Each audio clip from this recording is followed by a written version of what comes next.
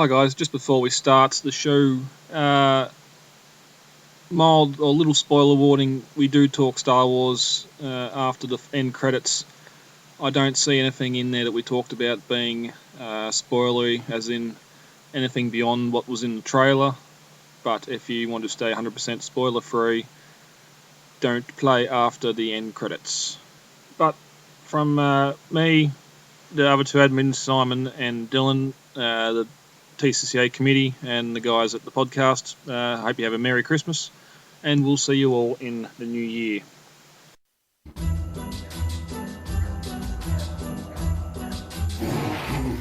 What do you think we got? We can find out if we run it through Ratchet's X-ray scanner. Only if you want to end up on Santa's naughty list. Put him back under the tree and come help me decorate. Busted. Yeah, okay.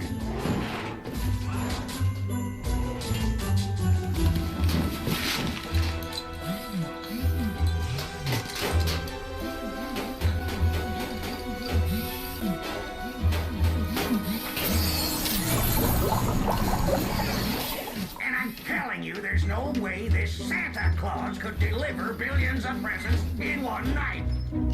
I can think of at least one way. Ho, ho, ho. A sound theory, Prowl. I did see multiple Santas in the shopping district tonight.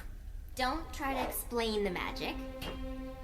Just accept the holiday season as a time when dreams come true. It's also a time to be thankful for the things you have. Like family. To family, then. To family.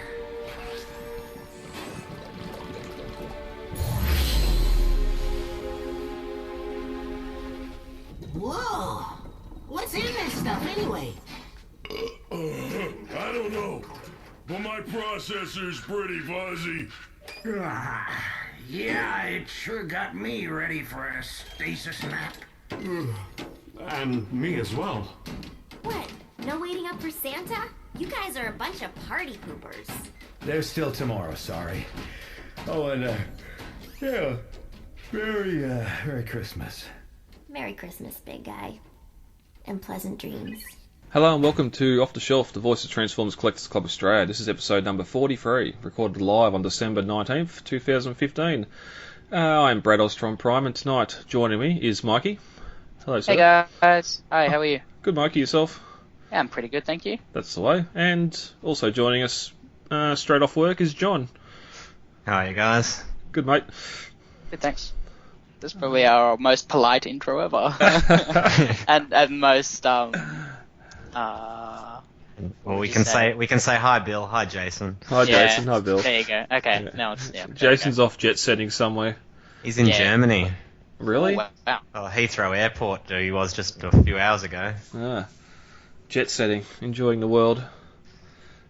We, on the other hand, are in Australia. We're going to talk some Transformers tonight for our last time for 2015. What are you? And we're going to bring up some of those things we loved and disliked for the year later on. But in the meantime, what have we been up to, gentlemen? Not too much, really. How about you, John? Oh, just packing, filling, and You're moving. Moving, packing, filling, and car boot sales in between. Car boot sales. I love those things. I wish those things existed near me. Yeah, one tomorrow, last one of the year, hoping it's going to be a big one.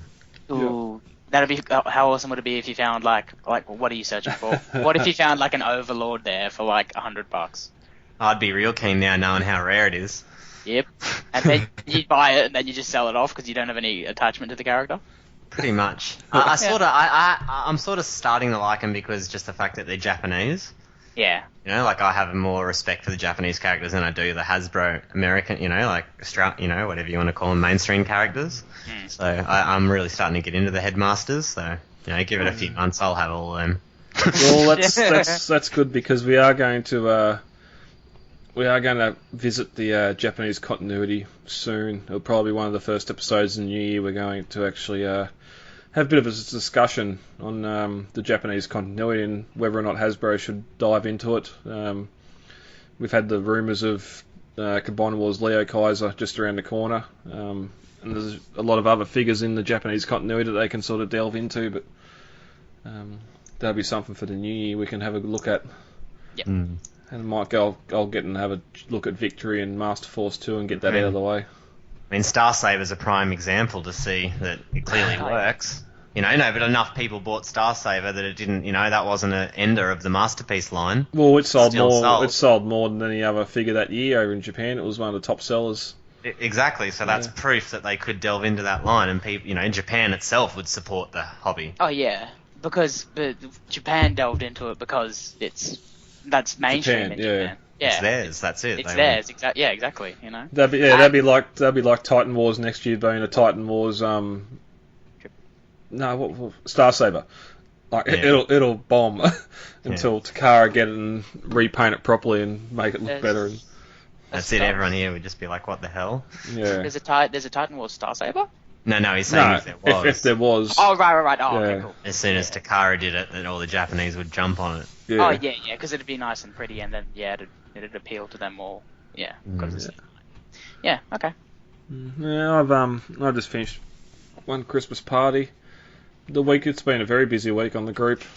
We've had 2 giveaways this week, and we'll get to them in a bit. But yes, we will. Yeah. In the meantime, the TCCA website can be found at transformerscca.com. There you'll find links to the discussion group on Facebook, YouTube channel, Twitter, and of course the podcast. You can find us on iTunes. Head over there and look for the TCCA banner on the iTunes link, and we've got a link in the show notes here. And finally, each week I'm putting these up on YouTube so you can see what we talk about, have a look at the figures and everything else. Community news. Listeners, we are about to do a membership push. We're currently sitting on 168 paid members, and we want to get to 200 before the end of the membership year. So we've got a couple of things I'm going to be announcing on Monday or Tuesday as little bonuses to go with memberships. Can't you announce it now since this probably? Oh yeah, okay, yeah. There's one of our Adrian, one of our graphic designers on the club, has done up a set of collector cards. There's going to be 2. There's 4. He's done 4, so I'll probably end up doing the 4 now, and then do a second set when we renew the membership. And they're just an exclusive TCCA collector card. We've got Galvatron and Hot Rod, Rodimus, and Prime and Megatron. Sounds cool. Yep, everyone that's currently a paid member will get them.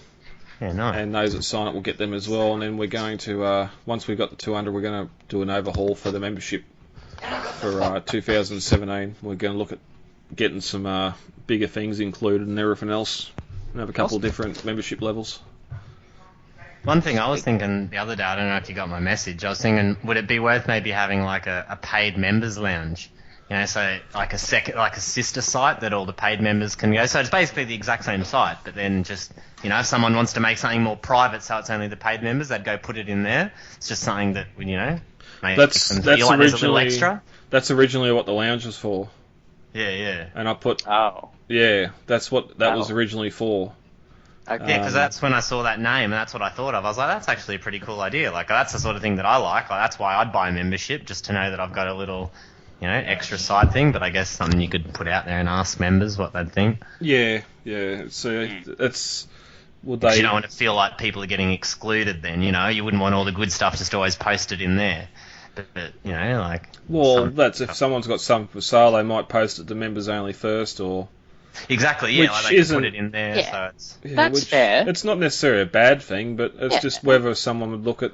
I suppose it's the same as having a separate buy-sell trade. Would someone actually look at the second page if they're looking to buy or sell, or they just keep on looking?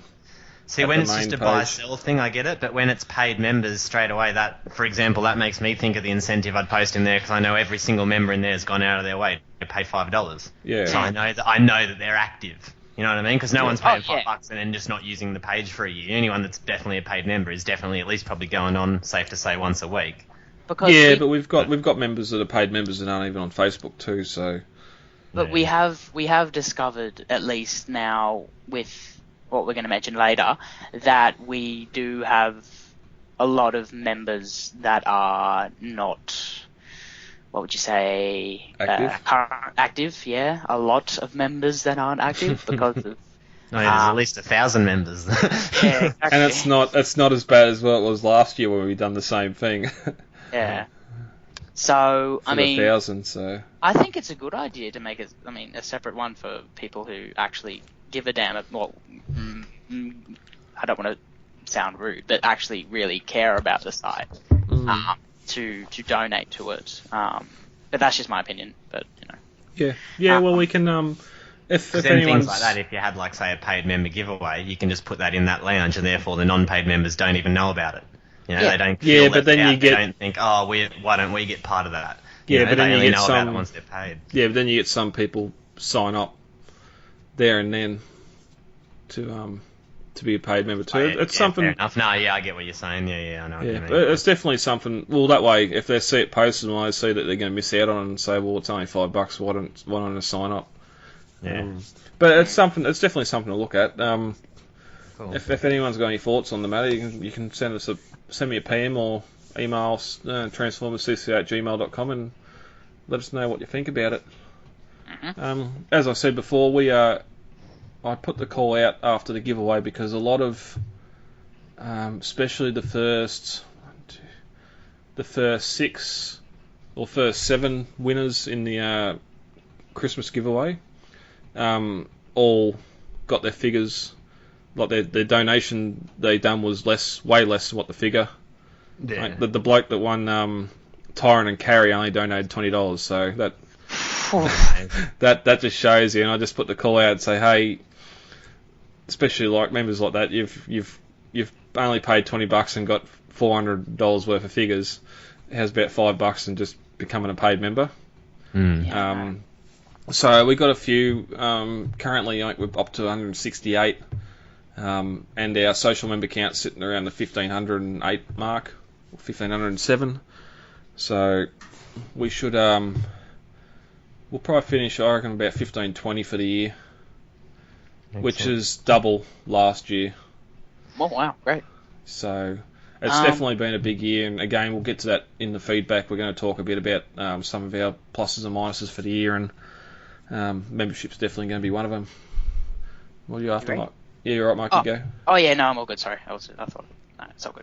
All right. On Wednesday, I drew the 1,500 members. No, not 1,500 members. The Transformers Collectors Club Australia Christmas giveaway. Me and Mikey were going to do a hangout. That failed miserably. Which was why we're about 15 minutes late getting to it, because we're sitting there trying and getting the stream to record. And the people all like posting going, we're waiting now. Probably wouldn't have helped you too. I was pissing myself laughing. Hey, everyone's going, where is it? Is it on yet? Are we ready? Like, are we missing it? Is this I'm freaking out going, why isn't it working? We're just like, Jason, where are you? We need you now more than ever. The worst thing is that day in the truck on the way home from Canberra, I started this, when I set the stream up, I started it and had the video working. Yeah. And it said if you want to continue, it's going to stream straight to YouTube. And I hit cancel because I wouldn't want to go down because everyone would have got notified of it. And thought, right, I know all I have to do is hit OK next time and it'll be good to go.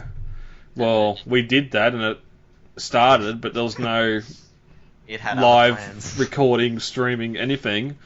And yeah, it just went downhill from there. Oh, it was so depressing. Like, we were just like, yes, this is going to be like the coolest thing ever. Like, so people, like, I know there'd be no shadow of a doubt. People just maybe on a Sunday we should do an off the rails and try doing it on Hangouts or something, you know, and just so we've got the whole system worked out before you then need to do it on something more important like that. Yeah. I think we need Jason for that. Yeah, I wasn't paying attention enough the other night when we done episode 40. I even that link he sent with all the instructions how to do it, I was like, holy crap. I know, it was confusing. But even while we were doing that show, I got my iPad out and went straight into it and was able to use the camera on the iPad to show off my display while we were talking, and for some reason I couldn't do any of that again this time, so I don't know what happened there. But we even I even jumped over onto Ustream because I got an account there and started the live show there, but of course as soon as I done that, Mikey dropped out. Yeah. Because you can't have a second person talking, right? Or you probably can, but I didn't know how to set that up, so that got cancelled as well, and it just turned into a cluster. But to the winners, Anord, Max, Winston, Gavin, Michael, Chris, Marty, Daniel, Brock, Luke, Martin, Mrs. Chambers, Jericho, Christian, Justin, James, Alan, Dion, Mikey, and Shane. Thank you all for donating. All your figures are on the way. I seriously hope they get there before next Thursday. I'm going to keep my mint-in box, and I'm going to have it proudly displayed as my trophy from TCCA. What did you pick? You got the... I got Groove. You got Legends Groove. Nice. Yep. And then Shane must have got... Strong Arm. Strong Arm, yeah. Which I'm buying off him. Wait, what? I'm buying it off him because he doesn't want it. Oh, fair enough. Yeah. So is that in order of who won? Yeah, yep. Yep. So that's who took Trax. Yes, Trax was the number one pick. Yeah. Okay, can we just say... No, I don't want to, make any big deal out of it. No, I'm not either. But I would have thought, a general human mind would still get the most expensive prize and sell it. We're mind blown that Fort Max, saying it nicely, we're mind blown that... Not even Fort Max, but Tyrant and Carry. Tyrant and Carry. Both of those are basically, two $500 lots. Almost. Correct me if I'm wrong. I don't know. That's what, Fort Max could be worth more. Oh, yeah, Fort Max was a lot more. That's why he was at the goal, the stretch goal. Yeah, no, sweet. Well, there you go. And that's what I mean. Tick one of those prizes and just go to someone, hey, do you want to trade this for Trax? I'll sell you this, give me $100 in Trax and you'd be better off. But, at the same time, each to their own. You want... But I'm the same. If I won something and wanted the one, I'd get it, over the more expensive prize. But it's just amazing when you see it happen. Yeah. That happened in the January raffle too, though. We had Wheeljack and Ultra Magnus, and Wheeljack went before Ultra Magnus just because they didn't have that figure. And it's the whole reason why figures aren't allocated, because the number one spot he might have already had Carry coming, or he might have had Torrent, or he probably already had Fort Max. I know a lot of people got Fort Max that in 2013 when it was reissued. Yeah, and you never know. They might have been doing it out of the kindness of their heart, just saying, I've got this figure already, maybe the next person can have it. And then it just happened multiple times, which is amazing. Yeah. So may I ask, everyone might know already, but who ended up getting the big major prize? As in Fort Max? Fort Max, yeah. Michael Cove, I think. I'll just have to check the... Because it was the 4th or 5th pick or 6th pick, so I'm guessing Michael Cove or Chris McCannery. Well, I can go through sort of the top couple. I'm sure it was the 5th next. or 6th Well, the third one will be even more interesting. I won't name names, but the first pick was Trax. Tyrant and Carry went second, and then Masterpiece Hot Rod went third. See, but they don't get that till it comes out, do they? No. And then it was Shockwave, and then Fort Max was pick number 5. Okay. Skylynx was pick number 6, and then Gold B, and then it's sort of we had the Combined Awards Legends Wave 4, which was the full set of them, and then the Covenant Primus, and then we went into RID and some of the Transformers Go figures, but it just come down to personal preference. This next one will be even worse. We again, thank you everyone that entered and donated. We're probably we'll do the next one in February. How big it is, I'm not sure yet, but it's this is we aimed for 400. I did buy 600 tickets just out of a whimsy. I don't know why, but we sold 676 tickets. Wow. So we blew past that.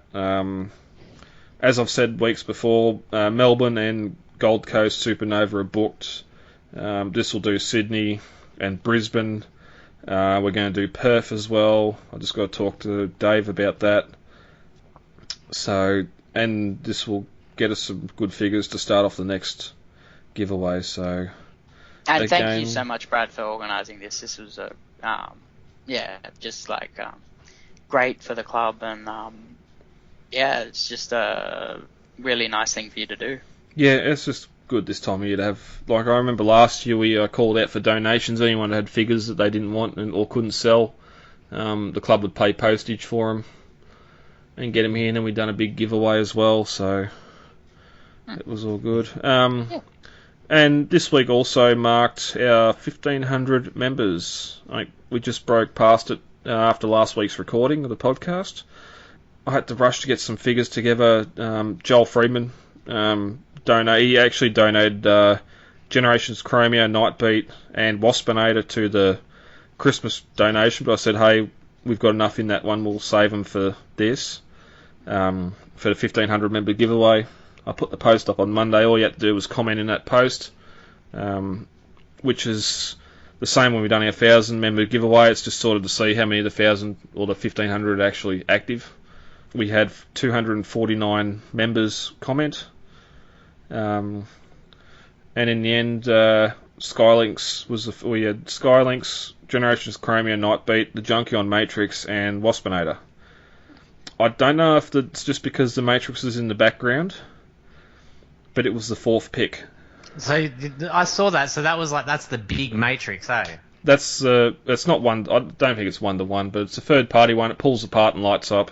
Oh man, I thought that was that, I was like, fuck, I'd so want that. Sorry. And I just... that's a great prize. It's a nice piece, I can tell you. It's the centerpiece of my collection. Yeah. And I got it for cheap, so it was good. Side note, can I just ask where you're getting these Skylinks from? The first one I got from Pleasant Surprises back at the last meetup, and the one I gave away for this, it wasn't mint in box. It was mint in box, it wasn't sealed, but it was in there, everything worked, box was good. They're both the reissues. I got a G1 one coming, Mikey. Yeah, well. It was on the group for sale for about a month. And I've seen. I've gone. Well, no one else. It's been here for a couple of weeks and no one's bid on it or asked about it. So I thought, I'll get it and that can be a prize. I think I got it for 120 shipped. Oh, I didn't see that. Okay. But it went first. Of course. The first winner got that. Chromie went second. Nightbeat went third, and then the Junkion Matrix, and the last one was Waspinator, which the member didn't have and hadn't sort of got into the Generations line from that era. So he was definitely happy to get that, and unfortunately he'll probably keep on going now with Rat Trap and Rhinox and that's the Beast Wars stuff. But you also had there was that weird wave that had Orion Pax and Gold Bug, I think. Well, that you had it in your giveaway, Mikey. Gold Bug or whatever that. Yeah, Goldfire. Goldfire, yeah, that one. So yeah, it's been a big week of giving. I'm glad I'll get a month off or a couple of months off now. I don't. We probably won't do our just little January raffle. I'll just hold off and start again up in February, just because it's gone so well. Yeah. Unless something comes across me table over Christmas, but no, definitely good to see. We have no featured YouTube reviews this week. Favourite posts of the week, Mikey, as you type it out. Okay. So here's a thing that I really want to gain popularity. Sam Tat had this great idea to do this thing that other groups have been doing called Pay It Forward. Basically what it is you offer up a figure in your collection or something in your collection that you don't really want anymore. You could sell, but you'd feel generous enough to give it away. And what you do is you give it away, and then the person you've given it to, they then receive it, and then they choose something from their collection which they don't mind getting rid of, or selling, or they wouldn't mind. You can only take the figure if you're going to give one away yourself afterwards. Yeah, pretty much. Yeah, to put it. Yeah. Pay it forward. So yeah. Yeah. Yeah. So it's a really nice idea. I kind of want more people to take part in it, but it's a good idea, but it's something you can't really push all the time because it's more just someone doing a nice thing, trying to give some it's a random act of kindness. You can't really push it to be all the time because people just give away figures all the time. But it is definitely a good thing, and I've been, I've done them. I've gotten in one or two before. It just really depends what's being given away and what you have to give. Yeah. Yeah, and so a lot of times, like, everyone's got some figures in their collection that they sort of would sell, but by the time they advertise it and put shipping on top, it's not really worth. All you really do is give it away and just get paid for shipping. A lot of the time, anyway, especially for some of the smaller stuff or movie stuff. But exactly. So it is the season as well. Just saying. But yeah, I thought it was a nice idea. I took part in it. I put forward my victory set, and yeah, the guy was happy with that. And then he paid forward some G1 stuff. So nice. Yeah, it worked well, and I got a cool Wolf Cybertron Optimus Prime out of it, and the reviews have made it worse than what it actually is, because I actually really like it. Yeah. So. Yeah, apart from its size, it's a great figure. I love it. It's a great figure. I mean, it's not hollow like today's things. It's actually got some bulk. It's got some weight for something so small. It's so small, exactly, and it's fun. Anyway. And it wasn't until I got the Ultra Magnus version I realised these smokestacks bend back. That's pretty funny. Yeah. But I think someone else commented on that post or on one of those posts as well about a Kris Kringle for the year.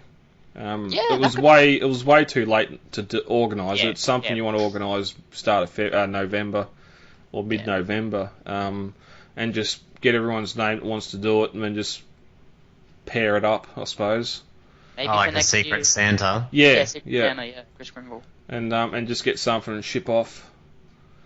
Maybe we can organise something like that for next year. Maybe? Yeah, it's definitely something I want to look into, but it's going to take some logistics.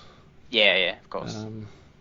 It's not just like it can happen. Yeah, I know. And we really need the reject shop to have another sale or something. Yeah, because yeah. Or Maya. Someone can get a nice Jetfire off me. Yeah. Just be Jetfires. Everyone just sending Jetfires to each other. It's just like, oh, I wonder what I got in the mail. Oh, it's a Jetfire. Yeah, that'll be funny. Anyway, that's my post. It'd make what's in the box easy. Yeah. And it's a Jetfire. What about you, Brad? Did you have any favourite post? I had nothing. Yeah, I've got nothing this week. I was too busy getting... Every morning when I started work, I'll spend about 3 or 4 hours getting ticket numbers organised and everything else, so... I don't have anything from this week. It feels like that scene in The Simpsons when Lisa goes into the bush and just says, "Well, world, inspire me," and the big eagle comes down. I'm like, oh. Like that's what I'm saying to the group. They need to inspire me. They need to show me a post to like. Need something funny. Yeah. All the Jetfire killed it, I think. Yeah. Although it was good. I know Dan Morato posted and someone else posted what looked like exactly the same shelf, exactly the same photo too, of Devastator getting into Big W. So I know we had one member that works there and said they just got 12 or 15 in. I wanted to comment and ask if they were doing a one per person this time, but I doubt they'd go that far. But yeah, I went down to my Big W, but they didn't have any. So. Yeah, I forgot about today. I went into Myer, mid-local Myer today to get Santa photos done, and they only had the Seeker free pack in there for 200. All the prices were back up. There was no sound wave, but one of our local members, Cameron, he got a second sound wave, so I'll be getting that off him in the new year. Cool. Once I get all this Christmas crap out of the way. Yeah, thanks for Benny. Benny got me one. Yeah, and that's just great. That's one of the best things about the group. Just people getting figures. If they see like yes, okay, we'll go back to Jetfire. People will grab a second Jetfire, and if someone in another place doesn't have a reject shop or the reject shop doesn't get it, well, here, pay postage on top of it. You're still doing better. You're still doing half price to what retail is at Toys R Us or anywhere else. And that's you get yourself a Jetfire. Like, I just love how that's happening. Yeah, Devastator was the same back. People were getting 1 or 2 Devastators and posting and just putting the extra postage on top and sending it off. And it always amazes me how good the group is like that. Yeah. It's that's why I really wanted to push this pay it forward thing. But, yeah. But no, I think we are still a strong community, and I love the group. And yeah, so hopefully we can do more things in the future that bring us together like this. But you guys both own the Devastator, don't you? Yes. Yep. And what with Hasbro? Yeah. Yeah. Okay. And okay. I'm Why still waiting would for the you- add-on kit. Yeah. Why would you want another one? Why not? Well, if I wasn't get the Toy World one, I'd want it for Oh, the individual modes. Okay. Well, yeah, I'd prefer to get the Takara for individual modes because it does look better. But Oh, okay, fair enough. I think I spelled this last week. My Toy World Devastator will be in individual modes in front of my Hasbro version combined. Oh, I'm torn. I don't know. between- Like I might sell mine. I might combine it for some photos, but just because the individual bot modes look so good. They do look so good. And I've got the upgrade kit coming for the Hasbro Devastator, which is going to fix up a couple of the little issues I have with it. So Yeah. yeah. Now I kind of want to do that. Damn See, you, Mike- Brad. But Mikey, you're getting Warbitron, you were saying? When you get that, you'll realise what a combiner should be like, you know? So- Well, I've heard mixed reviews on it, so anyway, we'll leave that for later. Yeah, it just depends on what the figure is. Like, even the G1 stuff. Yes, I've got G1 Devastator and my shelf combined, but his alt modes are strong enough where I could have the 6 Constructicons sitting in there displayed like that. Yeah. Yeah, they look great. The G1 Devastator. Yeah, trying to fit a 18-inch combiner into a display is fun. Anyone that's got Fort Max, the Generations Metroplex, for sure. Good luck getting that into any sort of glass case. And Metroplex doesn't fit into a detail. Yeah, not unless you've got the shelves out of it. Yeah, and even then you got to take his shoulder cannons off and stuff. Oh, really? Oh, and he might be too heavy for the shelf, wouldn't he? Oh yeah, no, bottom shelf. Yeah, put him on the bottom. Shelf. Yeah. Alright, let's get into some news. Let's see what we're going to spend our money on next year. So first up is the G2 Combiner Wars Superion releasing this December. Yeah. Which I'm not 100% sure. Last time we saw this, wasn't Power Glide a different colour? Like when you look at the picture now, Power Glide's red and black. I could have swore he was a blue or something. No, he had the silver. Because he's in robot mode. We only seen him in jet mode before, in plane mode in the packet. But I thought he was blue as well, eh? No, that's Maybe he's got some Viper. blue on the. Oh yeah, that's Viper's blue. Yeah, no, not the Viper. Yeah, no, I know Viper's blue, but I swear he just had different colouring on him, but I just can't remember. Like when I seen the pack with it in the pack and it transformed as the plane. So maybe just, the back of him's a different colour. And typical Hasbro fashion, not transforming the figures correctly. I did notice that. Yep, Silverbolt and I don't know the individual things, but one of them's got the shoulders drooping, not like it should be. And that slingshot is going to be a lot of fun to keep from disintegrating. The gold one. We have to see how they do that. This is just a delivery docket for Walmart.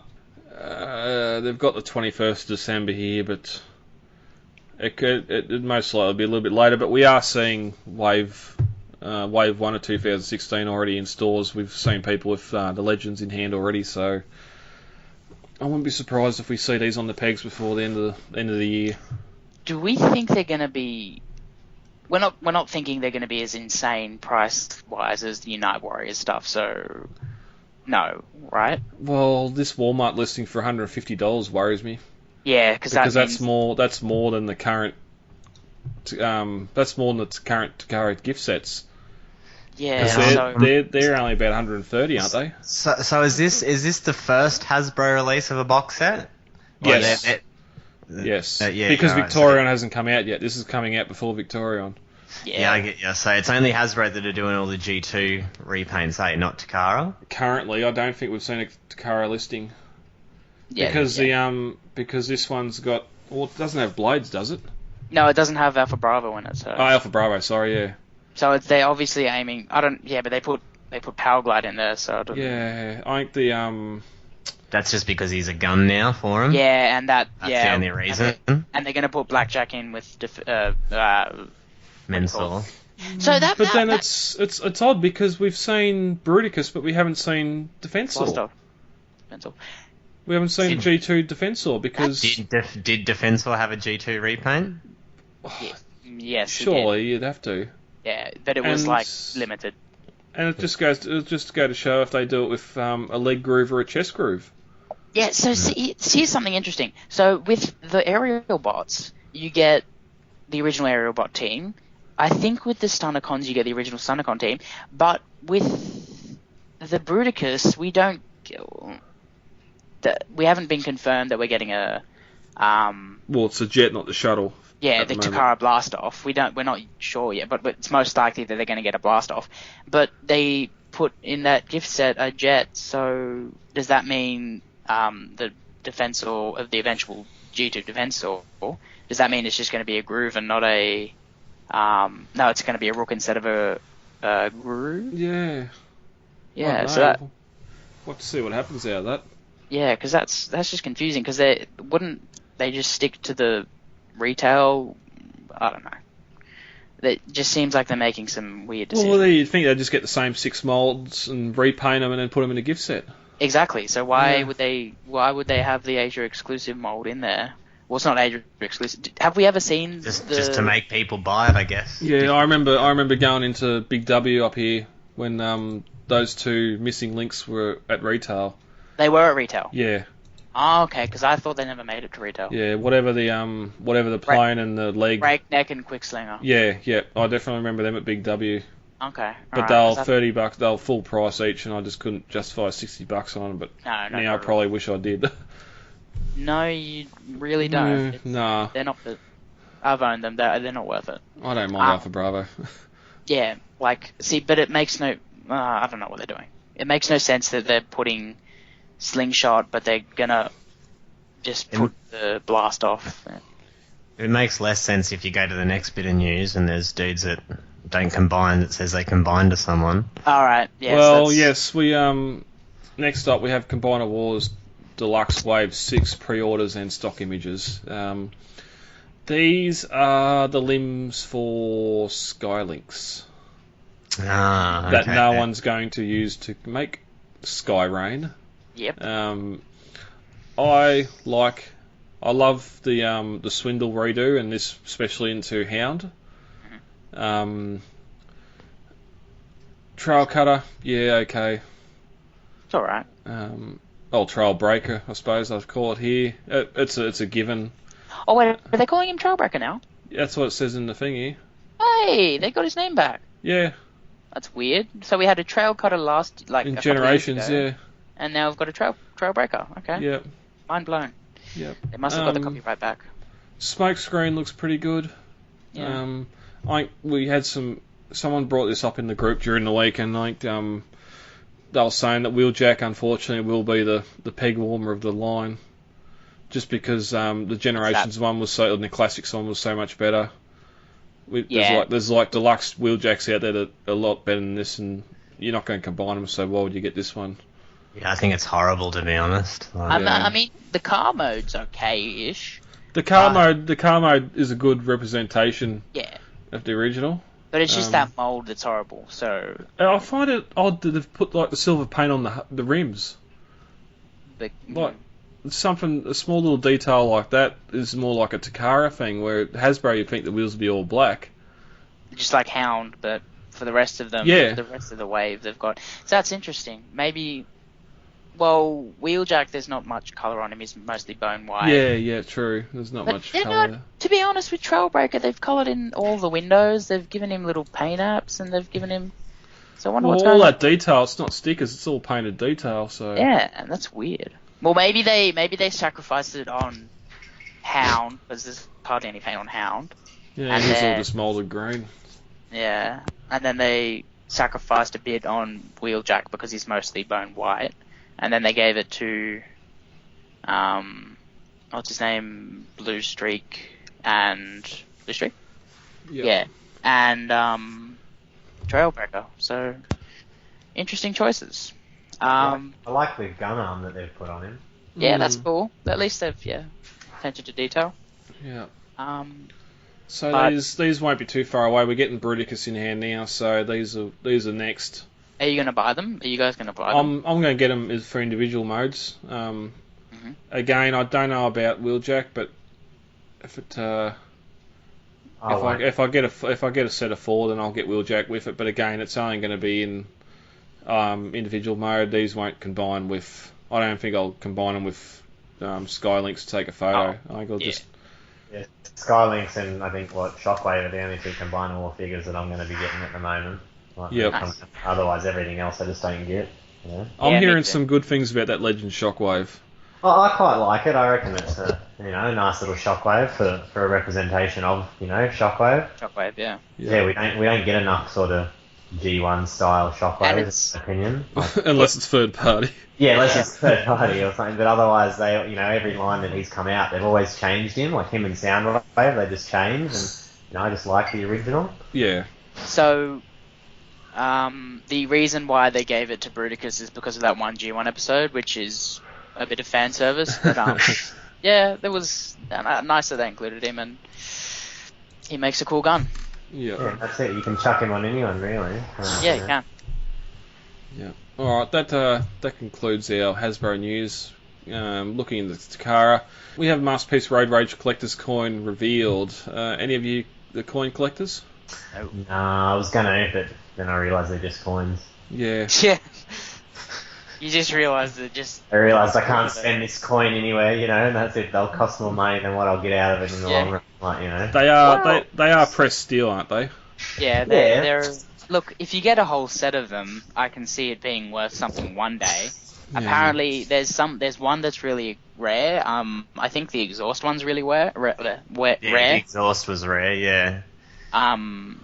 So, I mean, if you got a... MP10 was rare as well, apparently, I think.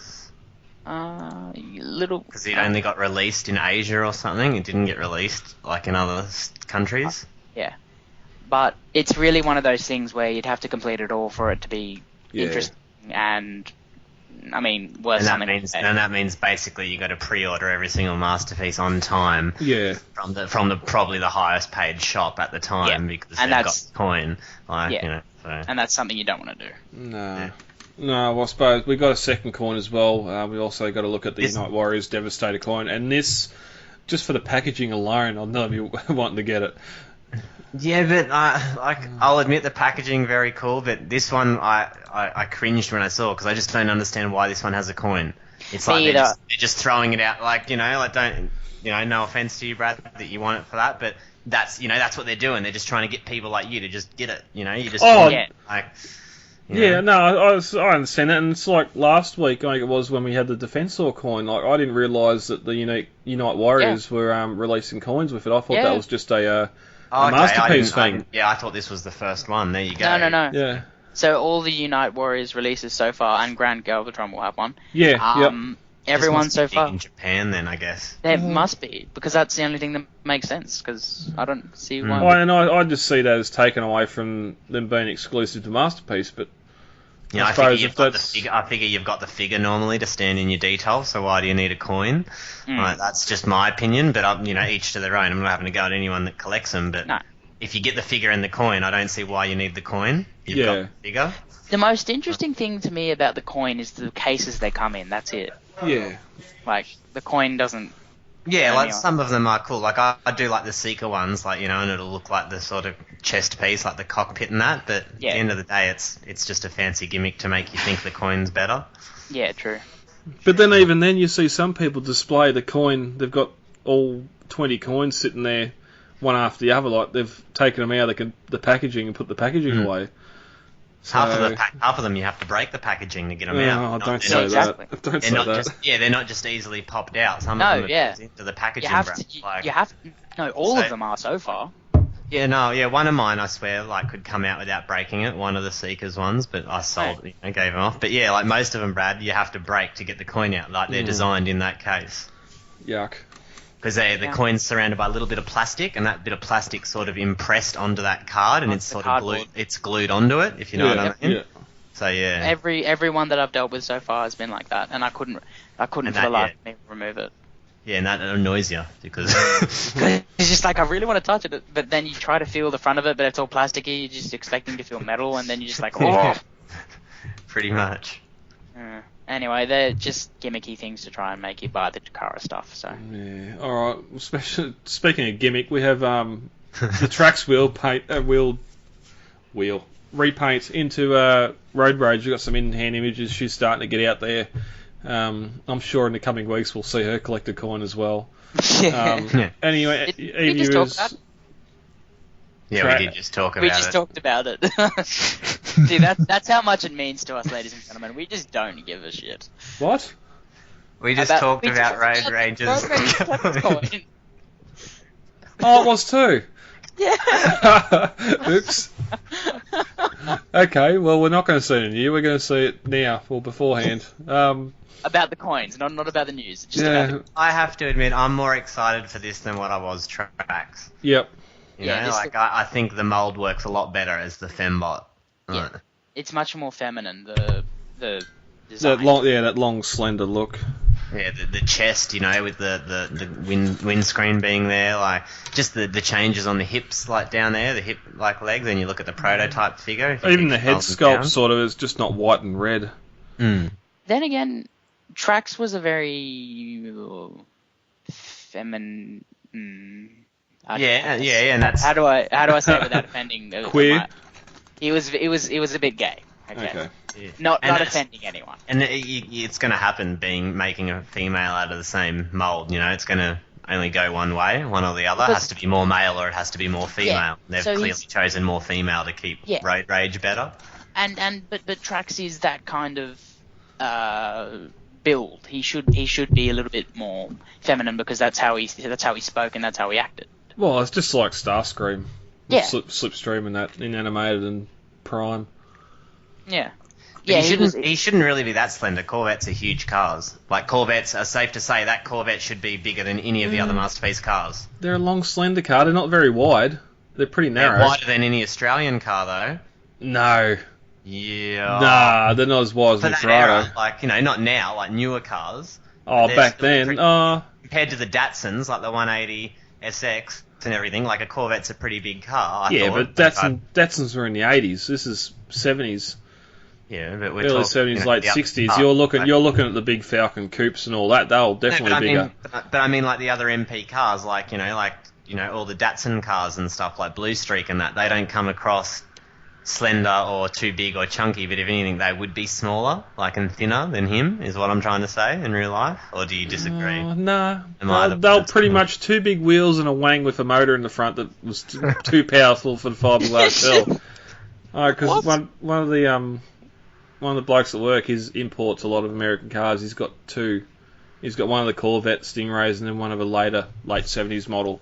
Yeah, maybe I'm thinking of Dodgers then, or... Yeah, no, because they're very long and very narrow.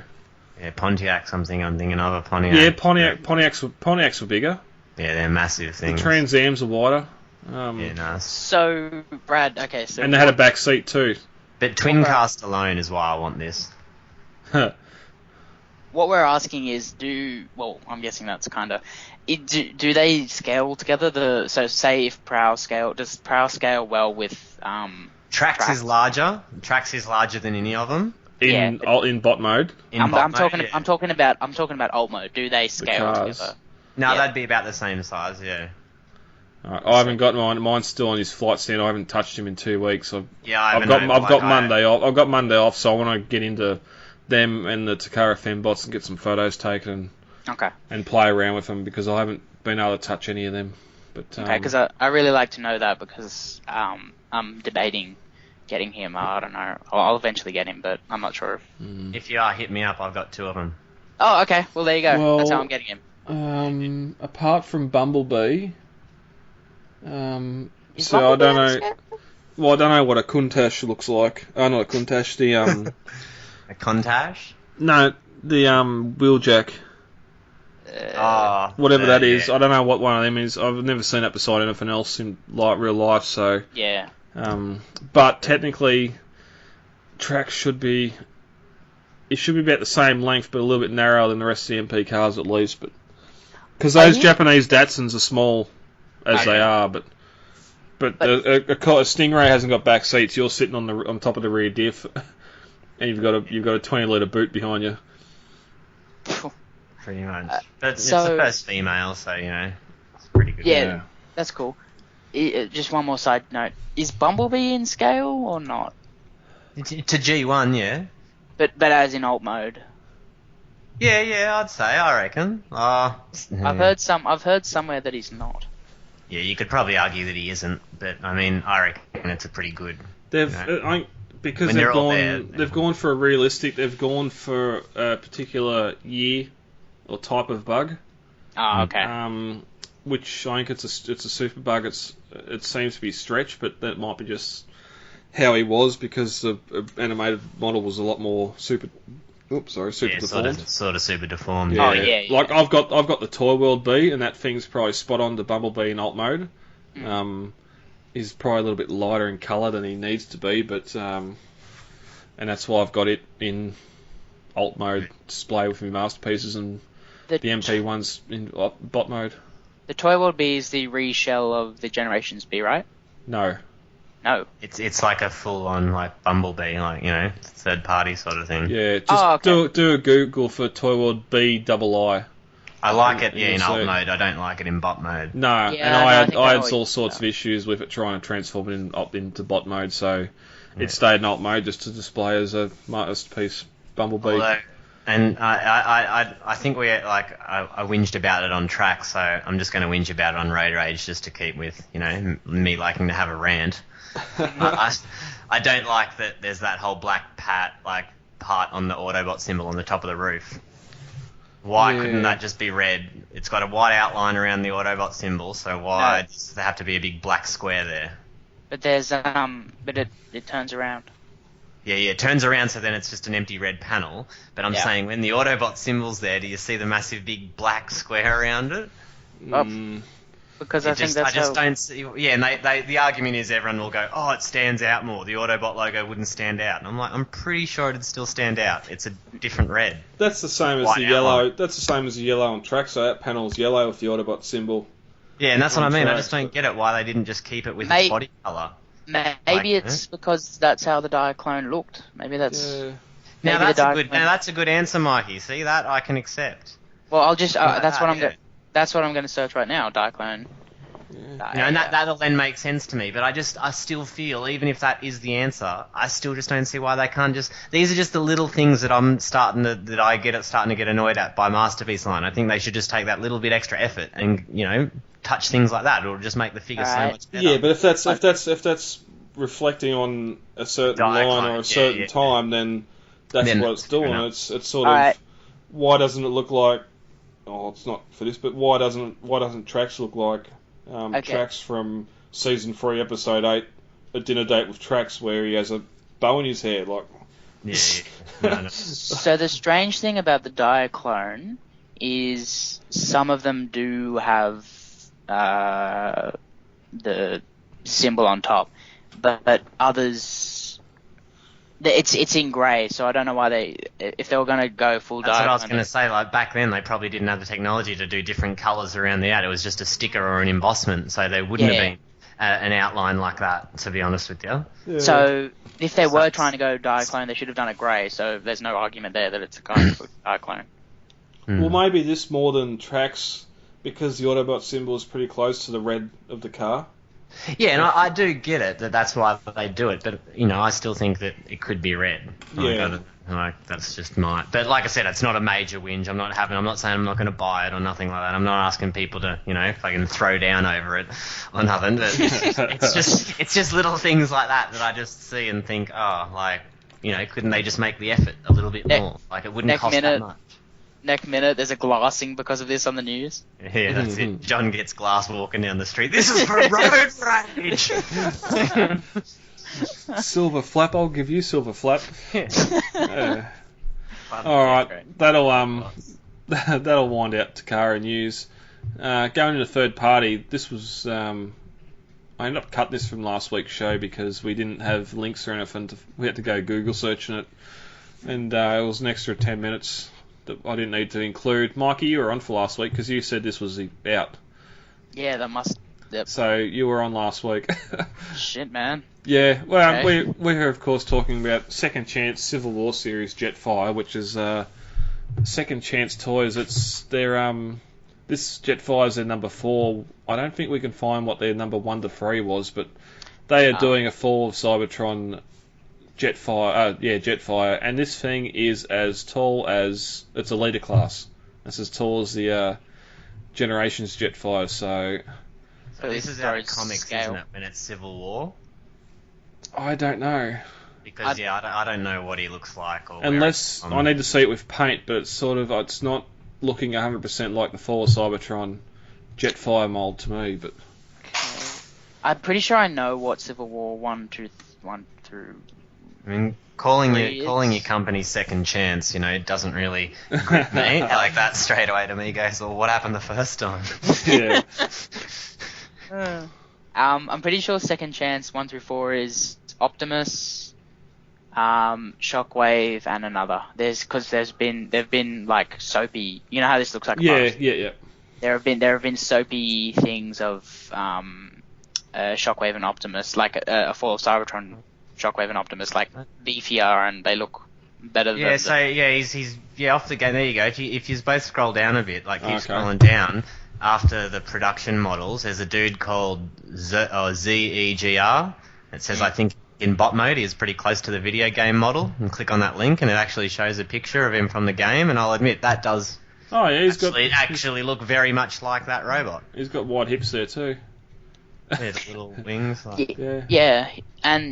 This is definitely the Yep. So I'm not sure about the scale. I'm pretty sure Jetfire was. He was the same size as Prime and everyone else. But if they hit the paint out of the ballpark on this, I'd nearly be ready to considering getting it. Just for the aesthetic and detail. I don't think there's that much detail yet. I'd really want them to work it up a bit. Oh yeah, it's definitely an early prototype. I hope. Yeah. Hope they would just paint this up and then send it out because it just looks too. If it looks like that, no amount of paint can do it for me. That's my opinion. It just needs a bit more. You only need to compare it to the X-Trans. What's the Planet X Dinobots? They're deluxes and they got a lot more detail than what this thing has, and this is a leader, so yeah, and that's without having paint apps on it. Unfortunately, that's probably going to put it up over the $150 mark. Well, yeah, no doubt, because anything leader class third party is insanely priced. Because apparently a Legend class Devastator can cost you $150. That's $20 a figure, or something like that. $30 a figure. It's $30 a figure. Yeah. But remembering Legend class. The G1, yeah. Yeah. Anyway, I actually like that thing, so I don't know why I'm complaining. Moving on. Those mini statue collectors out there, we have some new Kids Logic images. They're not statues. They can move. Yeah, they're posable figure The things. full-size ones are posable. It's only the half-size ones that are statues. It doesn't transform, so I call it a statue. Oh. A posable statue, at least. They're a posable They're a posable figure. Okay. I'm going to glue your Toy World Devastator together. It's superior to that other junk. So. I got your back, Brad. Yeah, these things. I want these. Yeah, they're cool. I mean, if you like super deformed. I don't really, but these just work. Yeah, they do. Yeah. Sorry, but there's obviously a Starscream before it. Starscream came out, and he's real cool because he's Coronation Starscream, so he's got the cape and you can put the crown on him and that. God, that crown must be huge. Yeah, it's a big gold and red crown. Sorry, I've just got I've got a massive white tail climbing up the wall. Go away, you. Yeah, that's only in Australia. Well, if it makes you feel any better, it's only there to eat other spiders. This thing's the size of a 50-cent piece. Oh, fuck me, kill it. I'm crying. Kill it with fire. Just destroy your house. It's just going to attack you now. I hate how spiders... It's last ditch effort. It can't climb up anymore. It's going to fly off. Fly spray, if you spray fly spray on a funnel web spider, it's like giving it crack cocaine. Don't tell me that. On a funnel web, not on a whitetail. I was saying on a funnel web. So never, ever spray a funnel web spider with fly spray. Yeah, because they go. No, I spray them. They get more aggressive faster and deadlier. Yeah, it's like they're grabbing a knife out at you and just like saying, "Come here, come." No, I spray them with degreaser and a cigarette lighter. Yeah. That gets rid of them. We had the Starscream a couple of months ago on display. This is just their Skywarp and Thundercracker repaint. Both looking good. They've done a bit of a change to the head sculpts on them. Same LEDs and all the regular spots. So is it just a facial expression, or have they actually changed the head sculpt? It's just the facial expression. I'm going to say. Thundercracker's the sad, depressed one, and. But I didn't like these when I first saw them, and then I ended up. There's two sizes. Like you can get these ones, and then there's they've got some that are half size. Yeah. And I found one of the half size Soundwaves at a car boot sale for $2, and bought it, which was brilliant. You found Soundwave. Yeah, Soundwave one. But he's. I think that's just Brad dealing with his spider problem. It just climbed another foot up the wall. It's not dying, and it's making its way across the roof. He's planning his revenge. He's planning to get right on top of you, then drop. Once when I was younger, and I was at a friend's house, and they had one of those fake spiders just blue tacked to the wall in the hallway, and my grandmother had to babysit us or something, or watch us, and she's come down to the house, didn't know it was fake. Wasted 2 cans of fly spray. She was just we had to go sit outside of the house for an hour because the whole house just reeked of fly spray. You just kill yourself sitting in there. That's awesome. Yeah, she's like, it's not dying, and she rang my mum up, and then my mum's like, it's fake. It's blue tack to the wall. That's great. Yeah. Oh shit. This thing's building the web. It's like riding. It's I'm nice and high now. I better lie down. He can't fit between the cracker, the bear, and the wall cavity. He can't fit in there because he's too big. Holy crap! I'm not taking this torch off him. And the Starscream, he had the little sly look on his face. He's a little Smeagol face on him, but they're definitely great in person. Again, I know seeing these in person at Pleasant Surprises, it's one thing I've definitely bookmarked every time I go down there, but end up buying something else. Are they roughly deluxe class size, or? These ones, yeah. Yeah, probably 15 centimeters, I reckon. Yeah. Half a ruler. They've definitely got more bulk to them. Like the head's probably bigger than a golf ball. Can they stand well, or do they need a base? No, they stand quite well. Yeah, yep. They're quite solidly built figures. I'll give them that. Yeah. So Plus, before they come with the dynamic bases, so you can get them in their flight poses and everything.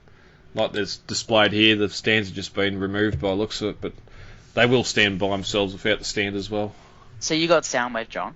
Yeah, but I've got a half-size Soundwave, not the full size, so mine doesn't pose. You can basically just lift his arm upwards and downwards to make they're about 4 inches tall, 2.5 3 inches tall or something. They're just non-posable with LED lights. And how much do they retail for? Oh, you can get KO ones off eBay for about $15. Oh, cool. So do you reckon that's a KO, John? What? Which one? Which is mine a KO? Yeah. No, mine's got the company on it, Toy Mecha or whatever, written on there. Okay. Cool. I think so. Well, that's a cool find. Yeah, it was good. People at car boot sales here, you don't have a clue what they're throwing out. My mate bought the massive Millennium Falcon missing a cockpit for $20. Oh wow! It's like a $500 figure, man, and then what's only better is we took it home and opened it up, and then there was a Naboo starfighter inside it. And for $20, man, people honestly, it's brilliant, sometimes you feel bad, because you buy shit that cheap that you're walking away going, did that person not know what the internet is? Because I don't understand how anyone can't just Google something. If you're going to sell anything somewhere, Google it. Find out at least what it came out in the shops for. Yeah. They just want it gone, Wow. That sees out our third party news. For once, third party was overshadowed by Takara. Yeah, it's a slow time, Christmas time for Transformers, I guess. Yeah, we do have 2 other stories. Mark Wahlberg's pretty much come out and said he's going to be in Transformers 5. Now, I like Mark Wahlberg. I don't know, like, I think he's done well to bring his career back, you know? Like, he just disappeared for years, you know? I think it could be worse. Oh, come on. These are all haters. Oh, no, I think he did a good job. I think he did, like, you know, better than Wiki. For what he had to do, I think having him, his name, where he grew up, and what his profession were all sort of poorly put together. Oh, yeah, it was horrible. But him interacting with the Autobots and everything else in the movie, I had no issue with whatsoever. Yeah, like I'm more just saying the actor himself I have no issues with. Yeah. The job, but yeah, the movie still has obviously problems, but that's not his fault. You know, he didn't. I still enjoy Age of Extinction. Oh, I do too. Like, but I get what people do say now. Like when people say, you know, 1 to 3 do seem sort of structured, where 4 does just sort of go all over the place. Yeah, 2 seems structured. You know, no, but you know what I mean. There's a structure there. There is a structure there. It's, you know. Not a bloody shit. good one. Yeah, it's shit, but it's structured. It's structured shit. There you go. Yeah. Yeah, I didn't see this as a surprise because, I mean, if you're in, I guess that they're trying to remake but not remake the franchise. You know, and trying to expand the universe, you're going to want to try and keep as many human characters on the books, so to speak, as you can. Like I seriously hope this means that Shia, I don't know about Megan Fox, but Shia comes back later on. But you want him back? I would not mind seeing him back. Just to keep the movie continuity going. Yeah, that's it. Like, I think it's a bit weird in number 4 because all of a sudden Sam's just not there. So what? Does Optimus Prime just not give a shit about him anymore? Is he just like, oh, this dude helped me all this time, but fuck him, I've got this dude now? Well, I think the biggest issue is each movie finishes with the Prime killing something, and then the hard rock music cut to credits. Like that always gets me. I always love Linkin Park gets in at the end. It just does it for me. But there's like Dark of the Moon. There was he just ripped Megatron's head off, and then it cut the credit. There's 2 months later. We've had to sever ties with our human comrades and go into hiding, or something like that would have just set it up perfectly. But they could have at least made a mention to what happened. Yeah, and they didn't. There wasn't even a comic for AOE. Not Sam's like the probably others. dead. That government dude probably killed him. Oh, he's getting a bullet between the. But you know that's probably what happened. Sam was like, you know, running off the Optimus Prime. He probably was fucking. We can't have this kid running around with our secrets. That's it. Like, you know, this kid knows all the Autobots and that. Let's just off him. Like. Yeah. Anyway. Oh, go, Mikey. No. Yeah, I was really disappointed in AOE because of just no mention at all. Like, we've had these characters for better or for worse for 3 movies, but then we just move into another movie. Like, I like Mark Wahlberg. If it didn't have B and Prime, it'd be alright because it's different Autobots. Yeah, exactly. With different place, but we had the same 2 like pinnacle Autobots like that have been with us the whole time, and then we just have no mention of major characters. Too much carryover, but not enough carryover. Yep, exactly. Yeah. And pissed me off. But anyway, Michael Bay, right. What do you do? He'll be back for 5, so we'll see what he does this time. And finally, in other news, Sabertron.com had up this week the top 5 most needed G1 reissues. Number 5, they had the Headmasters. Yep. It's not something. Most wanted, needed, yeah. Yeah, most wanted or needed. I don't have any. The only Headmasters I've got are Fort Max, and I had Scorponok. I had the Wolf guy, but I didn't have the head, so I sold it. Yeah, so I sent that to Simon Chambers. Yeah, we're getting all 6 of these in Titan's Return, so they'll fill me Headmaster quota for now. I'm looking at a picture that has 8. I know there's 8 there, so I don't know what's... But you said all 6 of these, so you're just throwing me off. The 6 main ones, anyway. Yeah, isn't the Aqua one 6-shot? No. No. The Aqua one's Brainstorm. Oh, okay. Well, Brainstorm. Yeah, well, their Brainstorm's getting redone again. So there's more than 8 because Scorponok's one of them. Because Fortress Maximus is in there. Yeah, but they would be classed as larger ones, I guess. These would probably be the smaller. Yeah, okay. Well, that's Cerebros there, isn't it? Yeah, in between those two at the front. There's so is that the grey guy? Yeah. There's 5 Autobots and 3 Decepticons. I know 2 of them, like Chrome Dome or whatever, and Brainstorm. Yeah, at the back. Yep. Okay, Chrome Dome, Brainstorm, Highbrow. Who's the purple one? The Bat Monkey. Yeah, Bat Monkey. Monkey. Mindwipe, Skullcruncher, That's the one. and Beard for the Decepticons. So that one's a big bat. Yeah, he's that's right. So there's a third party one, eh? Yeah. Damn, no, I want. And he can control other Transformers' minds. But definitely need that guy then. But he's pretty cool. And Highbrow is who's the green Highbrow's tank? one of them. Highbrow's the jet. Who's the green tank guy? I forget his name. Hardhead? Hardhead, no. Yeah? Yeah. Yes? Chrome Dome? Hard? No. I think you're right. That's Hardhead, yeah. Again, I don't know the headmasters. But going further into this list, like number 4 is G187 Raiden, which is a multi-train combiner. I know one or two people have it, I think. Yeah, this is what fuels the whole Japanese continuity. Do we need more from that released, re-released, whatever else? Is there a market there outside of Japan for it? I think... Because look at this thing holding Devastator up, like... Even I'd just have to looking admit at the combined mode. A full-size train that could then combine into a massive combiner, yeah, I'd be keen. Yeah, it's not Rail Race. I think Rail Race was 3 trains. Yeah, Rail Race was 3 trains from RID. This is 6 different carts, and like they said, the best part about it was it actually combined and they all linked up, so you had a proper, massive, big train. So, like, can you imagine have a Lego town and that thing going around it or something, and then well, that's the thing. Could you imagine if this was HO Electric, like that HO? You could probably convert Autobot train? one. Like, someone could easily just put the motor in it, like in one, and make it. How sick would that be? An actual wouldn't transform anymore, but because it would have to. I don't know. You could... As long as the train, the carriages could transform. The engine you'd have to have sort of one like of the arm bits or something, or have it like hook or long haul. Just have it as a torso and have everything plug into it, but. It'd be the heaviest part, so you nearly want it for just 1 foot.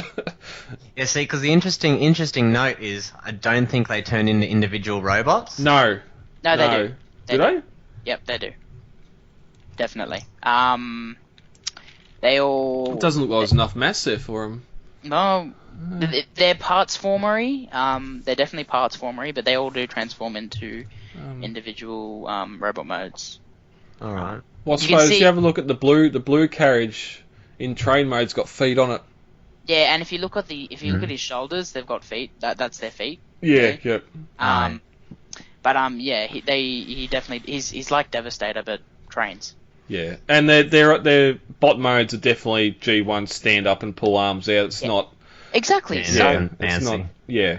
It's like every other combiner. You just stand up, pull the arms out, and poke the head out. It's exactly like that. But I think it's totally doable if you could make one of them motorized. It'll be a big chunky one. It'd be a big chunky robot, but it could still. I reckon it could still be done by. It'd be no different to any other combiner. Like you lose one section of train, where you lose a limb, but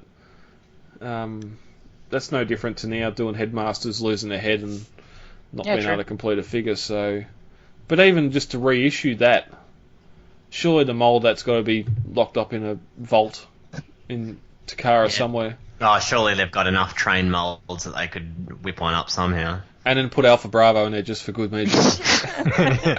Oh no, you could easily make Alpha Bravo into a train. Yeah. You just have a one carriage that's just an empty carriage, so he can just sit on top. Well, the front of his shuttle / helicopter, it could be a train. Just it does look like a train. It looks like a train. Yeah, just keep it going. Damn, we gave him a bad idea there. They're going to make a full Raiden set out of Alpha Bravos. I have to admit, I sort of want that third-party Overlord now, though. Like, number 3, Super God Master Force Overlord. Probably anything that's got Super God in the title deserves to be bought. This was at Pleasant Surprises a couple of weeks ago. Oh, are you kidding? Yeah, we got to fiddle with this guy. He is a big ass bot. Complete? No.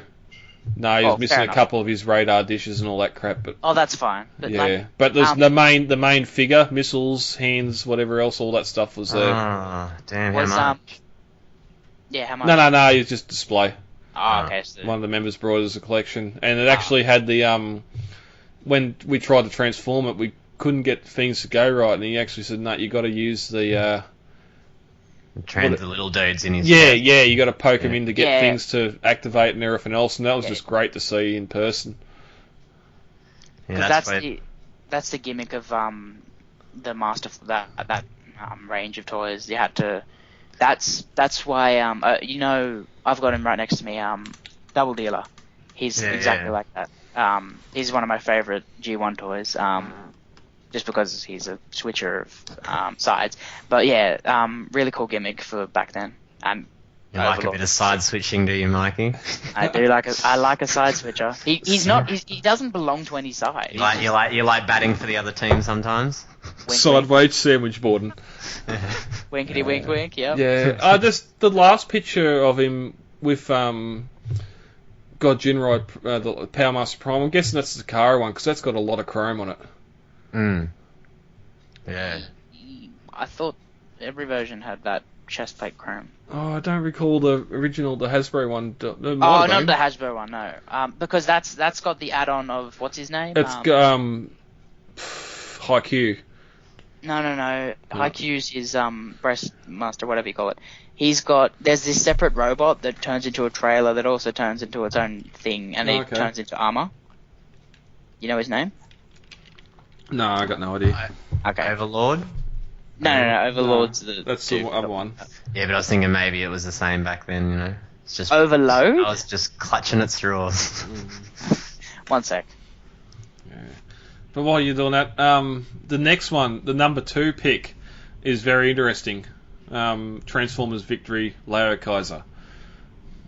Yeah, I keep seeing these planes, that Aquajet and that pink one I've seen a few times and passed up getting them on like eBay auctions and lots because I was like, who the crap is that? Now I really wish I got them. One interesting one is the buggy, the black buggy. Yeah. I have a blue version. I found out a couple of months ago that's a KO. Oh, yeah. It's a KO combiner for something else. So I don't know where Mum got it from, but I've had that since childhood from the early 90s, so I don't know where or what that is. Do you have the little breast force figure? No, it never come with anything. Oh. It was just the car. It never had that chest piece with the red lion legs and whatever else is there. But this is going to be interesting when we see the Combiner Wars take on this, because looking at those 6 figures, and you can see the 6 Combiner Wars figures, they're going to repaint them off. Yeah. The Jets especially. But then you got Brawl with Rook, and Rook with a nose cone. one of them would have to be, like, I'd say that... I don't know. Oh no, two are getting cancelled out and replaced with one. Skylinks. Skylinks was going to be the torso. Oh, okay, but then they'd have to make like maybe a jet, maybe like. I'll be back in 5 seconds. Just going to answer my front door. Oh, Yep. Okay. It'd be two jets and the nose cone. Can Skylinks have something sit on his chest or not? Yeah, Starscream. Yeah, so they could get the Starscream and put it on his chest. Starscream's his chest, yeah. Yeah, except painted in the colours, yeah. Yeah. Yeah, but how would that make sense for the Buggy character if there was the Skylinks? Well, it's whoever his two chest is the buggy's the foot, isn't it? No, the Buggy's the crotch and the Jet's the top. And the brown tank's the torso or shoulders? The brown tank's his right leg, the right purple leg, digger's his left leg, the black thing's his crutch, like hips, yep. And then the green jet's his chest. I suppose. And then the pink. And then the pink and blue jets are his left and right arms. Oh yeah. So there you go. That blue jet and the buggy are going to be replaced by Skylinks. What is he actually coming out in Combiner Wars, or he's just? No, that's what I've heard. He's going to be coming out. Yeah, those jets are too unique to use as repaints. I think they really would want to make new molds. If they're just repaints of Combiner Wars figures, it wouldn't do it for me. No, me either. Because that's what makes like Kaiser wanted in that, the fact that he's so unique, because he's a Japanese combiner.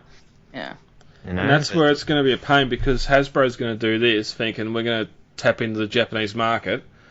Fans are going to see this and go, what the hell are you doing? We're not going to buy it. And it's going to... It's not going to do any different to the rest of them, because it's only going to be retail figure. That's a good point when you just said that. So with the Japanese market, you can only do it right or not at all. Exactly. It can't be half-assed. You can't do that like you're saying and just get another, one of the Combiner Wars figures and repaint it, because the Japanese, they know. They're the people that are buying it, and they'll go, that's not the figure we want. Yeah. That's why the Japanese figures were good than that, because they were what they wanted. They wanted that train combiner. They got a train combiner. They just went out and made it. If third party is making one of these. Remember, we touched on it a few months ago. Yeah. And I reckon that will nail it. I reckon anyone that wants it will just get that. Well, we'll have to see also what Takara do with it. Hmm. They might kick Skylinks out and build their own Voyager. They haven't. Oh yeah, no doubt. Yeah. Or build two more deluxes to become the torso and the shoulders. So. Yeah, and those figures, that screw tank's there to do it. Well, they got the planes to do it. And they've also got the car. Well, they could any of the cars they could get and modify, as long as it's got fold out bits for it. But there's that one for I'm lost now. The Computron. Yeah. That tank that they redid with the big digger thing on it, they could sort of use... Ramhorn. Yeah. That would work, but just the planes, I just would really like them to make sure that they're like that, like one's clearly an F-14. Your expectations are too high. Yeah. And number one pick, which is fully understandable. And I agree with 100%, and I want. Yeah. Yeah, it just makes me regret that I gave 4 of them away. G1 Dinobots. Yep. Yeah. The KOs are out there. From all accounts, they're not too bad, apart from loose joints. I think that's a general thing across the board with any Dinobots from G1, whether they're KO or the original. If you've got Dinobots and they've got good strong legs and joints, well, good luck to you. Don't sell them. Yeah. Yeah, it's a rare sight for them to be standing all like that. Yeah. I really want them though, because I want my whole collection's based off Fans Toys. No, I have no. I have Fans the old... Toys is all you need, Michael. Yes, I know. It's so expensive. It's the old on the outside, the old on the inside, and the new on the outside. So I need Dinobots because I've got Fans Toys Dinobot. Mm. And we got some honourable mentions here. Anything Pretenders. This one is Dino King, Monstructor. Again, all Japanese stuff. Yeah. Now these ones are some G2 planes. These Predators, I think they're called. Are they Predators? Talon. I just sold it. Talon. Skyquake and stuff. Yeah. These were released in Australia back then, were they? I could not tell you. I think they were, to be honest with you. Like that, Falcon looks very familiar to me. Yeah, I had a couple of these I sold, but they would have come in with bulk eBay lots. That skydive just looks like the dropship from Aliens. Mm. With its little wings and that. Yeah. Do we count as being in the European... I don't know. This is me in geography. Are we counted as the European sector? European what? Finish your sentence. Sector? No, we're not part of the European continent. Not the continent, but because these were... I know these were European exclusives, but apparently... No, I get what you're saying. No, we're our own... Australia's its own little dodgy, backwards little fucking commercial area that we get nothing. But apparently we get got the these. seconds of yeah, and that would have been because then they probably didn't sell over there, and then they got shipped to us. Okay. Well, yeah, these still are cool, but they're very rare because of their exclusivity, and they come with big snot balls apparently. Spring-loaded. They look like snot. Spring-loaded missile fire. Just looks like a loogie. that'll do it for news. New acquisitions. Mikey, you said you've had a bit of a haul this week. That was John. That was John. Mikey, you've had a haul this week. What have you got this week? Haven't got yet, but ordered. Now I want to talk about this Warbitron, Bruticus. Mm. Do you two gentlemen own that? No. I do. Okay.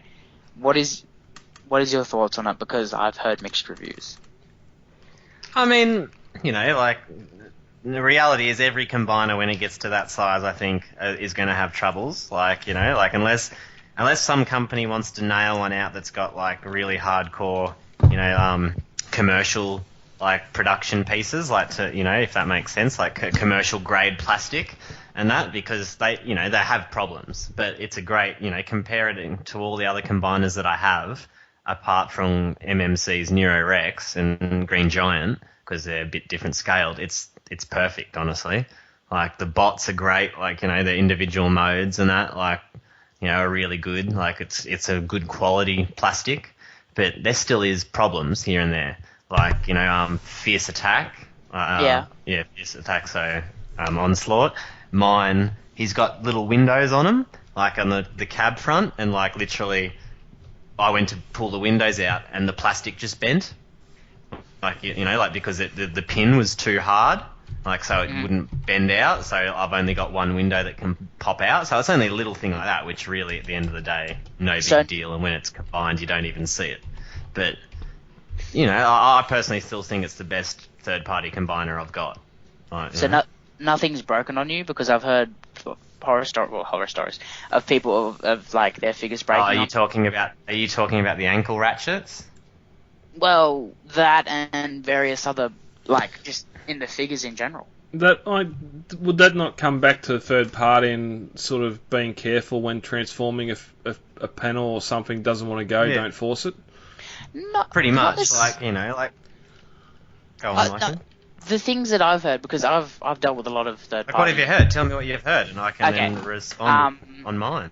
So, Fierce Attack, like some panels being easily the Whirlwind, like some of the clear plastic stuff, none of it's broken on you or anything? No, honestly, like the only one of mine that broke was Heavy Noisy, and that was his foot, and that's because he fell like 2 meters, and landed on the ground. Stop throwing your figures. I went to pick him up. I literally went to grab him to turn him to put into a detail, and I fumbled as I went to grab him, and it just fell straight off the table onto the floor. Oh, no. And and you'll see, Mikey, when you get it, you'll understand then what I'm talking about. When you see how his foot works, it wouldn't survive a good fall. Oh, yeah. But other than that, it was fine. I just told Tony, like, Chumung that, like, it was broken in the pack, so he sent me a new foot, Luckily, because it happened within, like, 20 hours of me, like, getting the figure, Like, so, and I've got a replacement foot that I can't even put on it because it's packed away somewhere and I don't even know where the foot is. So you've had no, like, tolerance troubles or any, like, No, honestly, nothing. Like, I'd definitely buy it again, Mm-hmm. And not meaning I will, but, if I lost it, I'd buy it again. Like, yeah. Do you feel like you have to use kid gloves with it? No, like, that's a tough question. When you got something that big and that expensive, you always do wear kid gloves, if that makes sense. Yeah, okay. Like, because you're just stupid to buy a $700 figure and then treat it like, treat it like the Hasbro Devastator. Like, if you're going to put that on a shelf, you literally let go and stand there for a minute or two to make sure it ain't going to fall off, Like, anyone that just sits it there and turns around should be shot anyway, because it's probably going to fall and break, but it's a great figure, honestly, and all, like, I love it. Like, you look at it, like, Gravity Builder, like, Toy World would come, to that as well. Toy World and Gravity Builder are the next two bots in my mind that are on par with it. Like, it's a kick-ass bot. You'll love it. So, I'm still not, honestly, I'm still not sold on, I I'm still picking between Devastators because I want a Masterpiece Devastator in my collection, like a Masterpiece scale Devastator. And It's like as much as I hate, Toy World. If you want a G1 representation, get it. But I think like I was saying with Bruticus and that Toy World, I really like to see when Brad gets his. I want to know how it works combined because I think it's, unless they use really really good quality plastic, I think it's going to be just a bit too big. Die-cast ratchets. Yeah, exactly. That's like the ratchet's already on gravity. The ratchet on gravity build is already scary as fuck. Yeah, but I think one thing with most third-party stuff like that, just bite the bullet, get it. If you don't like it, normally you can turn around and sell it, and you're not going to be out too much. If anything. Because that's the same thing with my only last thing. I ordered Unique Toys Order. Now that thing's had a lot more negative reviews than Warbotron's Bruticus has had. Order, so that's the monster one, yeah? Abominus? Yeah, not the Predacons, the monster. What do they call it? My only problem with that is the quality of the plastic what it looks like. Like when I've seen any pictures of it, it just looks like a bunch of coloured plastic joined together. I get that where it's colours in G1, but you know. Wait, what are the team called again? So the Abominus, the Terracons. No, I don't know. They're the Terracons. Yeah, they were the ones Terracons form into the Abominus. Yeah. I don't know. I'm gonna have to wait until it's in hand. So I like the thought of it, and I like the idea, but the plastic just doesn't look. It looks like they should have went with paint instead of coloured plastic. Is that okay? So that's why people are. Well, that's my opinion. That's why I think it looks cheap. It looks nasty. Not in the way of that it doesn't have detail. It looks nasty, as in it looks like nasty coloured plastic. Yeah. That's But apparently apparently the combined form is worth it. Yeah, and the combined form is cool and is definitely worth it, but it's still the colour that lets it down. I think it'd be good if you got it and then you went over with like a Gundam marker and did some detailing to it. It'd probably then look like an excellent figure. Okay. Yeah. All right. Well, this will be a discussion we have when I have them both in, and I'm not going to open them all straight away, so I'm just going to open them bit by bit and report back to you guys. But Brad, what have you got this week before we get on to John? Okay. Oh, I started talking without realising I'm on mute. Dang it. I had one thing coming this week. I got my hands on a G1 Galvatron. Nice. Really good paint and detail on him still. And put the battery in and he has all his sounds. Awesome. Which are a lot different to the Shockwave sound chip. This one's got a little switch on his torso, on his gut that you can sort of flick. He's got 3 settings and 3 different noises. That's cool. I didn't know that. Yeah, so he's not complete. He's missing his cannon, of course, and. Oh yeah, that's common, isn't it? Like. Oh, I haven't even searched eBay. I've hit a couple of our spare cells up, and they're like, yeah, good luck with that. So. I'll see what happens, but I'd prefer to get him and keep him in cannon mode because his robot mode is probably one of the worst G1 Transformers I've ever seen or owned. Oh yeah. He looks like he should be on a chessboard. Yeah, he does. He does look like a knight. Yeah, a rook. So, what was that? What?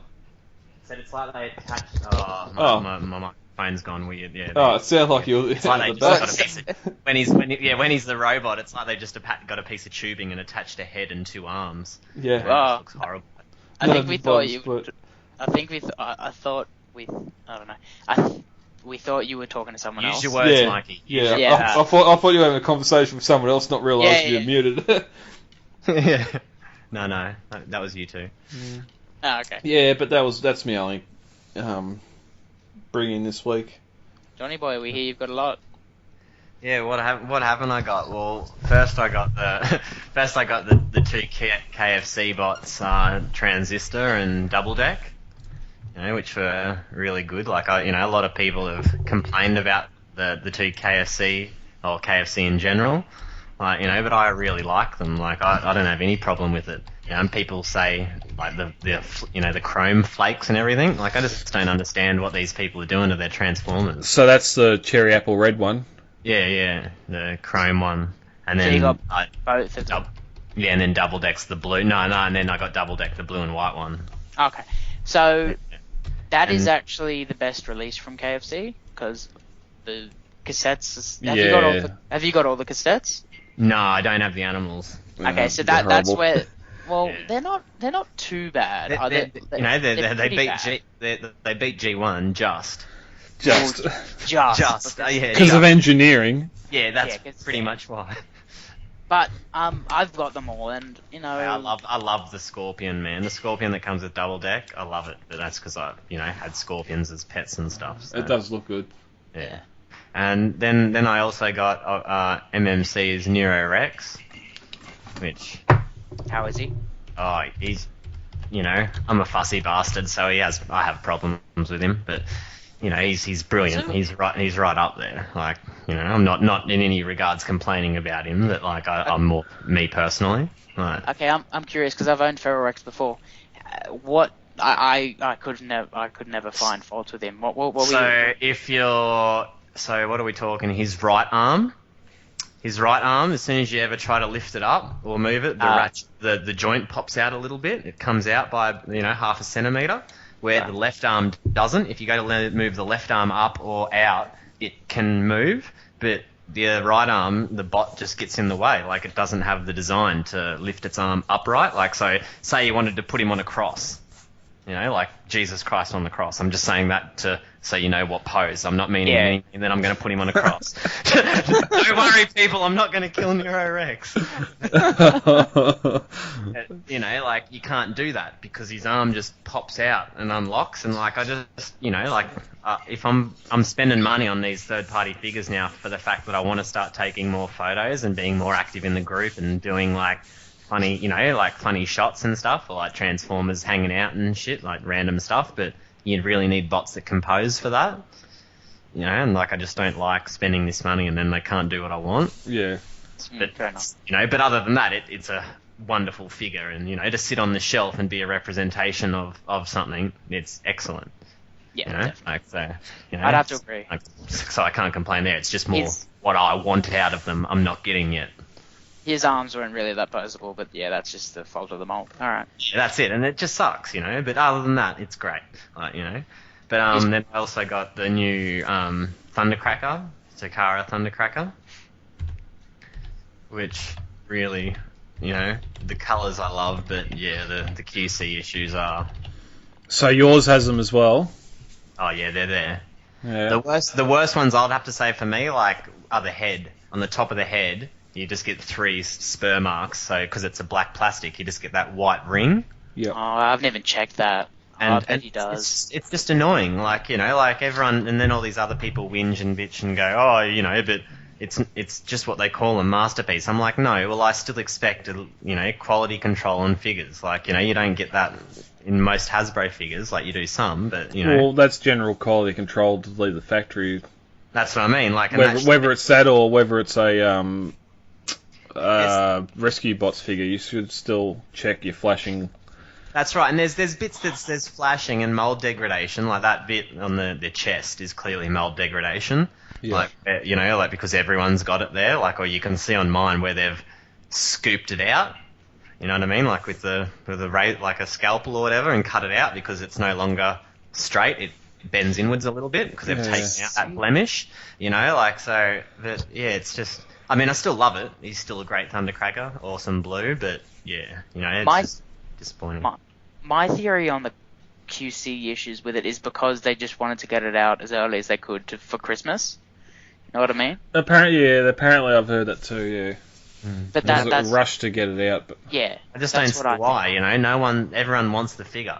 Yeah, we want it to be good. Wait another month. I would have happily waited another month if it was just, didn't have these flaws. Make sure that the I's are dotted and everything else before it leaves the factory. Yeah. Yeah. And the T's crossed. Yep. And then I also got Acid Storm, And I have to have a big shout out to Simon Chambers for that. That was my Christmas present. We've been hunting to try and find out what you needed. Yeah, that's so. He even I asked was, me. It was pretty funny.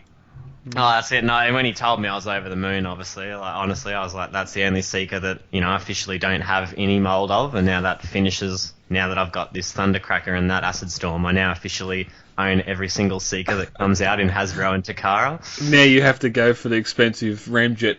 I know. Oh, it sucks, hey.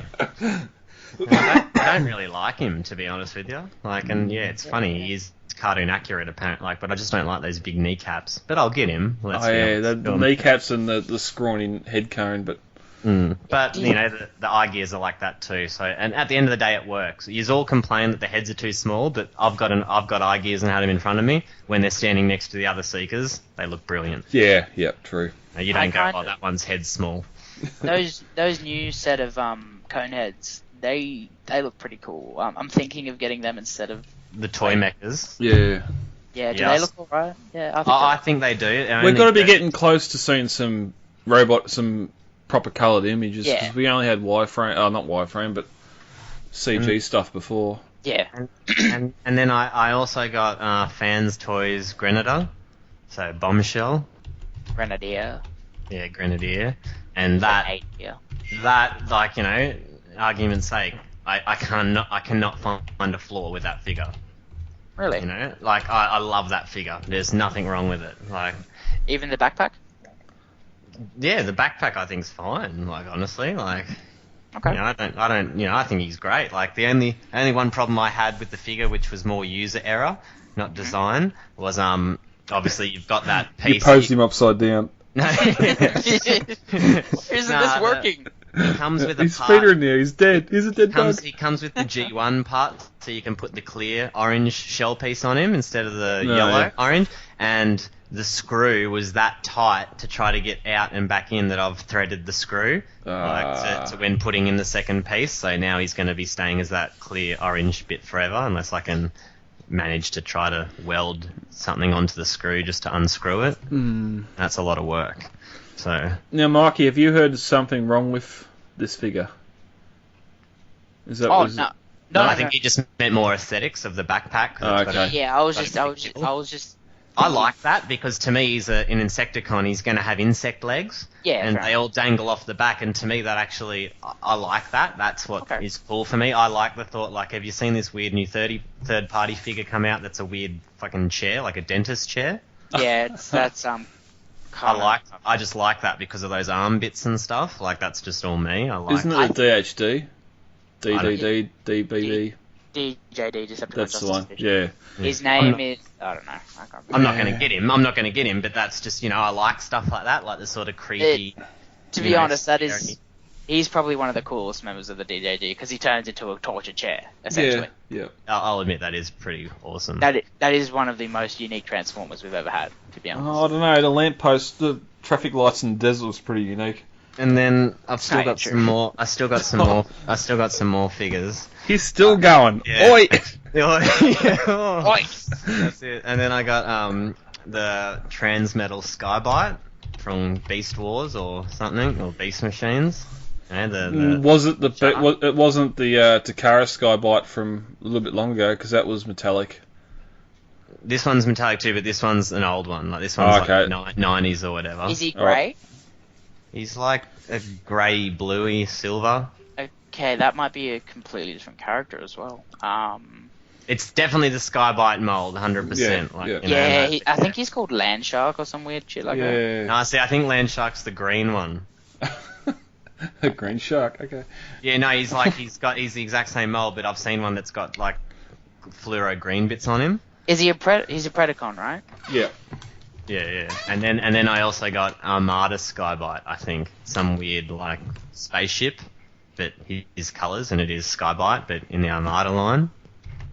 Looks like a cross between a shark and a spaceship. Oh yeah, that's that one's called Landshark, isn't it? I don't know, man. Out of the box. No, that's called Sharktacon.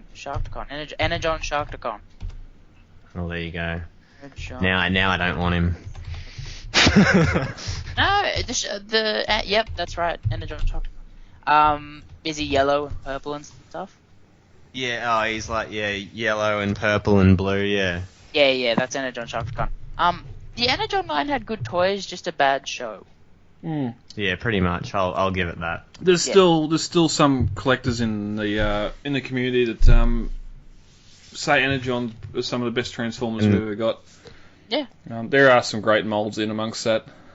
And then, technically, I won't get them for another 5 days, but we might as well put them in here. But I'll also be getting the Bad Cubes Insecticon Collector's Edition on Christmas. Is the collector's like the separate boxes? Yeah, separate boxes. Okay, so... Side note, I ordered the normal version from Chumung Mung Toys, and they sent me the collector's editions. Score! Okay. Awesome. Yeah. Fair enough. Because I was about to say, you'd rather get the 3-pack. I wanted to get the 3-pack originally for the fact of the chance to win the clear ones. You know, because there's like a 0.5% chance that you can get all the full clear ones. But then, I've found out that the collector's one have die-cast parts in it, so they are just a higher quality.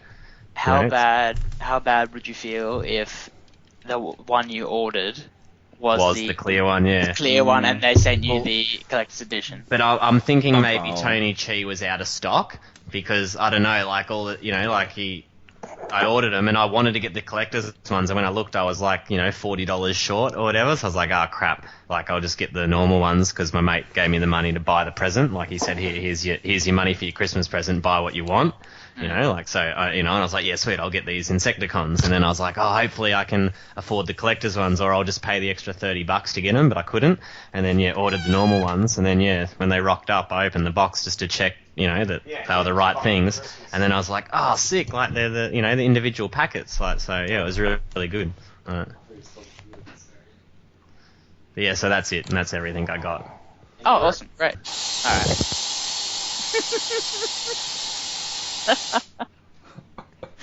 Oh god, it's not Where are they all coming from? Is there more? This is a big black one. It's just come out from behind me wall clock. The white tail, it dropped off the roof before behind my display. I've had the torch on the floor making sure it's not crawling out towards me feet. Alright, we need to get this moving. We do have some feedback this week. I put up on the group, sort of asking some members what were some of their highlights of the year, being 2015. We had a couple. Craig Andrews mentioned no more Jetfire talk, so I hope we've covered some more Jetfire in the show. I'm sorry. We've had a request for it to be a long episode. Well, we're certainly looking at that happening. Yep. And yes, Karen the Waffle Bell has not come out for it. Sean Buchanan's come up with his KO MP Reximus Prime as a favourite figure. One of his favourite posts of the year was Ash Whaling hunting for Transformers. That was awesome. In Melbourne. And he's loving the ongoing debate between me and John over the third-party Devastators, which still hasn't... Clearly, I made the better choice. I haven't got these ones in hand yet, so we'll we wait. will see. But what, they're only sending you out the legs at first, or the arms? Arms, yeah.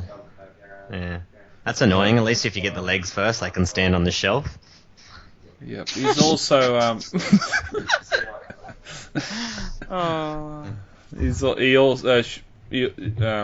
Shane also asked about discussing some of the sport for choice. I think we pretty much said that in the Masterpiece rant from last week. I think, and I've been thinking about this question for a while, and I think spoilt for choice is a bad wording, which is what he's gone for, because if anything, it's a good time to come into the collecting now. You've got so much choice, but maybe oversaturated. Yeah, anyone that's, say a collector from being a kid, you would have already had all your G1s now in your collection, and then you'd have all your, Armada and everything because you'd been keeping up with the lines, if that makes sense. Yeah. Oh, there's very few people that have done that, I reckon. There's very few people that fully collect to that extent. but generally, if you'd been in it from the start, like you'd still then by now have the masterpieces you wanted, or you'd know where you want to collect or what you're going for, so you're not that spoilt for choice still because you're still only focusing on one line. Well, and that's if you're coming into the collecting and say, well, I want to get all my childhood figures. Well, you're not spoiled for choice, but you've just got the figures that are there you have to find. Exactly, that's what I mean. And even though the third party does, makes newer versions of them, yeah. If you're a G1 collector, like, say Simon Chambers, he only collects G1. He appreciates, he likes the other good ones, like, new third party ones, but he just doesn't collect them. Yeah. So therefore he doesn't have a lot of choice because his choice is still only G1. Yeah. So all these other lines don't really make someone necessarily spoilt for choice. It's only, that's only if you like every single line. I think the term spoiled for choice can only really be put to Masterpiece and Masterpiece scaled figures from third party. Yeah. Especially with Takara ramping up releases. I don't like what he says though when he puts in and I don't mean this to you, Sean, as a dig, but when he says it scares me that he writes it like this when he says the attention to detail of third party figures and the new kid on the block quality KOs, as in quality KOs are the new kid on the block, and like that scares me that if people are thinking of it with it as contenders with third party and Masterpiece, because at the end of the day it's still someone infringing on other people's design. It's just not a good line to go down in, if that makes sense. Whether it's third party or KO, it's all KO. Yeah, no, but what I'm saying is, like, it's fine, but if then everyone starts thinking KOs are quality, it's going to have detrimental effect on the hobby, it's going to have a knockback effect. If everyone just stops a lot have been better quality than the Takara issues. Yeah, I know, and that's a worry. A KO is a knockoff of an Okay, so this is what I played. KO is a knockoff. KO is a knockoff of an existing Transformer toy. A third party is an interpretation of a character. It's not it's technically a KO, but it's not a KO at the same time. If you get what I mean. No, it's not. It's not because it's not someone else's design. Exactly, it's not someone else's design. So what was a KO? The iGears. Feral Rex and the iGears Seekers were a direct KO because they took their mold, copied it 100%, and then just went over the mold and went, all right, now what can we change? Let's change this and this. Which was like, Conehead in the wings. So that was it. But everything else starts from scratch. Yeah, because like the Bad Cube Insecticons I'm just looking at right now, they don't follow the exact transformation scheme of the G1. Now, if they did, I could consider that a KO, but they don't because they've made up a new Transformer, technically. Yeah, because they still started from scratch. See, I know what you're getting at. I know what you're, and that's a hard discussion because no matter what, everything's got to copy something. If you're making a figure of Optimus Prime G1, he's going to look like Optimus Prime G1. There's only so much you can change. But as long as you still started from scratch and used your own software, it's not a KO. It's not a KO, no. And that's what most of these things are, with respect to the iGear things, which are obviously... But he's talking about the quality KOs, like the things like the, Reximus Prime, like the oversized... Well, even go back later, Takara Sideswipe had the issues with the red paint. The KO one fixed those issues. I've had a KO MP10, which is the bait version, and he's got far better ankles. But that one's known to be better. So I don't know, but it's got his shoulders are worse than MP10. So you sort of get one thing fixed, but at the less of another one. But in all honesty, the MP KO cars are absolute shit. Do not go near them. Oh, okay. Except I only bought the bait Prime because I'm not going to spend $1,000 on the real Prime, and I wanted it. That's why I bought that KO. Otherwise, everything else is in my price range. Like I've bought, like I said, KO figures of other things like SH Fig Arts, and you can get you know, an SH Figart Sailor Moon KO figure for $10 off eBay, like deliver, you know, no shipping, like free shipping, $10, you know, where normally it's a $70 figure, and the thing just literally falls apart, or like parts of the mold aren't even, you know, like the crutch where her underwear is supposed to be is like, looks like it had been eaten out by like a bloody dog or something, you know, literally like chewed on and stuff, like, you know, it didn't look like it just wasn't made in the mold properly. It looked like somebody had given it to his kid or something, you know, like yeah, that's it, and it's just not worth paying that, you know, that $10 is a waste. You might as well use that $10 towards your $50-$60 figure. I'll pay $10 for a chewed out Sailor Moon. No, yeah, that's it. Who wouldn't? I'm not gonna lie, I did enjoy it. No, but when, you know, like, so that those KOs aren't worth it. But, you know, that's why I would never buy those cars, because I think I'd rather just spend the $80 or $100 and know that you got a good one. Where that $30, it's a gamble. It is 50-50. You're either hoping you're going to get a good KO or a bad KO. But then that's not just Masterpiece too. Like, look, anyone that's searched eBay for a G1 box figure, whether it's the $100 Shockwaves that are out there, a lot of the combiners, Defense all that are all KOs. Yes, you're only paying $100 for it, but yeah, but I guess there is good KOs and bad KOs. I just don't like to admit it because, you know, KOs are just not good. And from a general whole, they're not a good thing. Yeah, just like anal become pop culture, soon KOs will become pop culture. Did you just say anal? Anal's not a dirty word. That's not a dirty word. All right, Winston. That to my wife. Winston commented one of his favourite things of the year's been the raffles, mainly because he just won one. I can imagine. Yeah, me too. I think just the group expanding as a whole is something to look forward to. Like, you know, yeah, Karen posted here. Finally getting involved in the hobby, been skirting around for a while, and finding like-minded adults.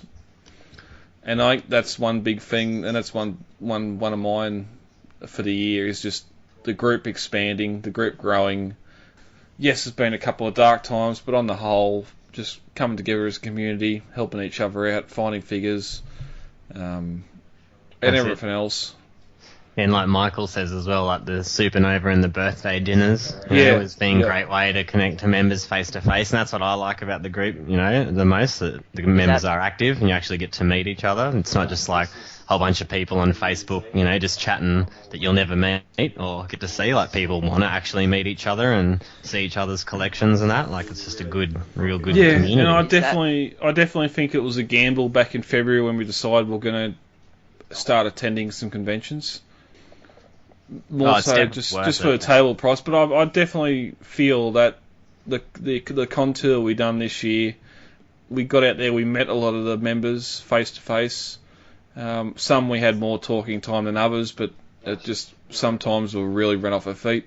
It's something we definitely want to do again this year.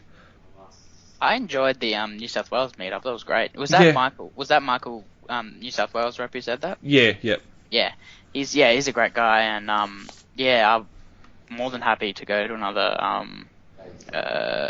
meetup, because that was just because it's not common to meet an adult or adults that. Well, you're typing on whatever device you have. Exactly. Talking on a group.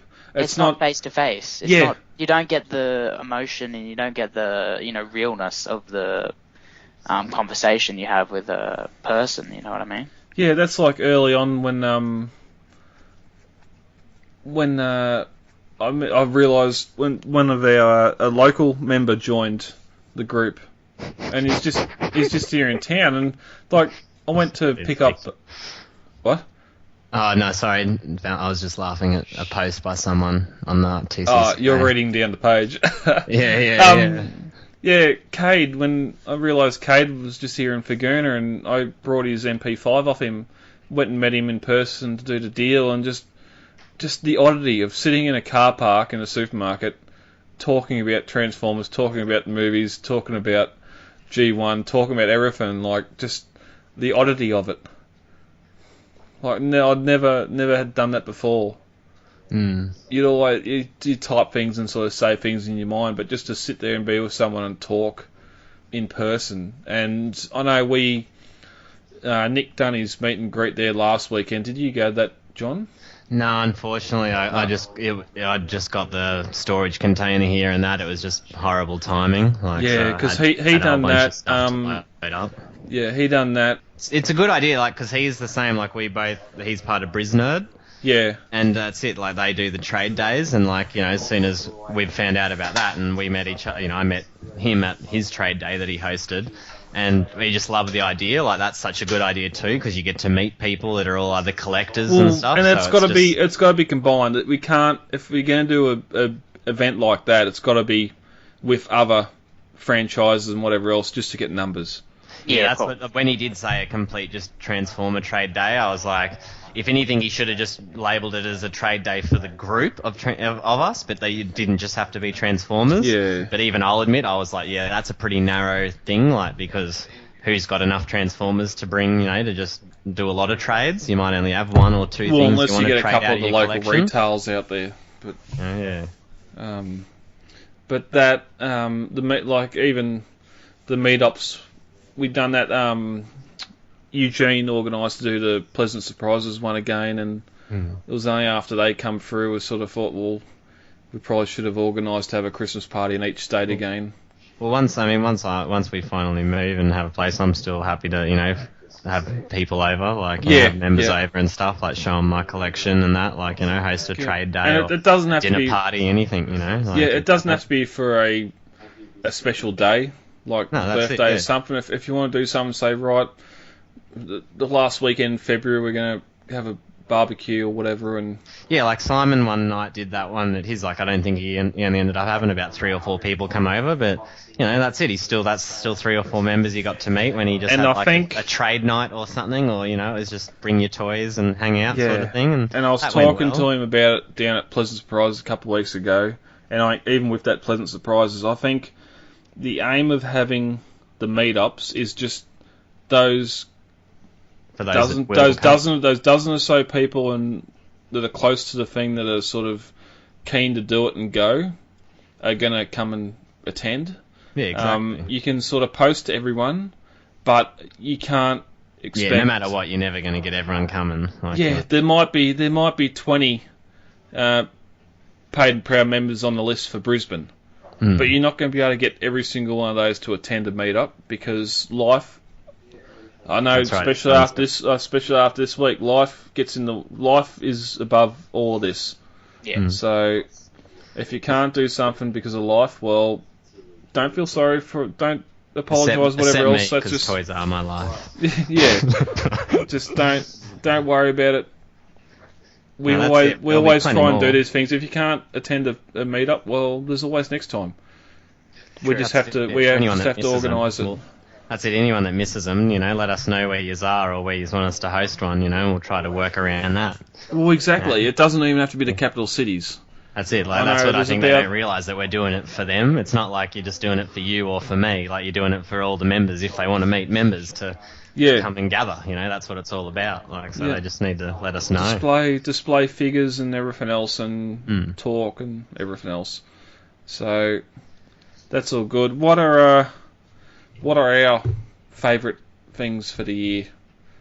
What's your favourite figure of the year you've got? That's a hard question. It can be one or two. I think I still got my eye gears this year, and that to me would have to be my most amazing thing, like, in my collection, that I still think is really great. Like, did that cost you an arm and a leg? Cost $1,500. You got them off Gumtree. That's both legs gone. Yeah. You got them off Gumtree, didn't you? No, I didn't. I got them off Mark Peru off our club. But I got 4. I got the 3 cone heads and Sunstorm. So technically that was actually a good deal, because you pay about $1,300 US on eBay for the 3 cone heads. Yep. Oh, I saw. The last one, I missed out on them. I was bidding on them, and that's what they ended up selling for $1,350 US. So that would have been about $1,700 for just the 3 cone heads, and then I ended up paying $1,500 Australian for the 4. There was a Gumtree one where you could get every single eye gear jet ever made. That's all of that, yeah. About Not every iGear jet ever made. It didn't have Ramjet G2. It didn't have the clear purple Skywalk. Someone posted that in the group. What? Yeah. Someone posted that in the group, didn't they? Yeah. Clear. No, yeah. So you know what sucks? I had the money when I joined TCCA back then, and it was for sale. It was like $3,500, and I'd been given a fair bit of money from my grandparents' estate, and I didn't think it was rare enough back then to buy it. You know, now looking into it, I regret it so bad. Yeah. My favorite figure. I'm gonna say Saw. Fans Toys Saw.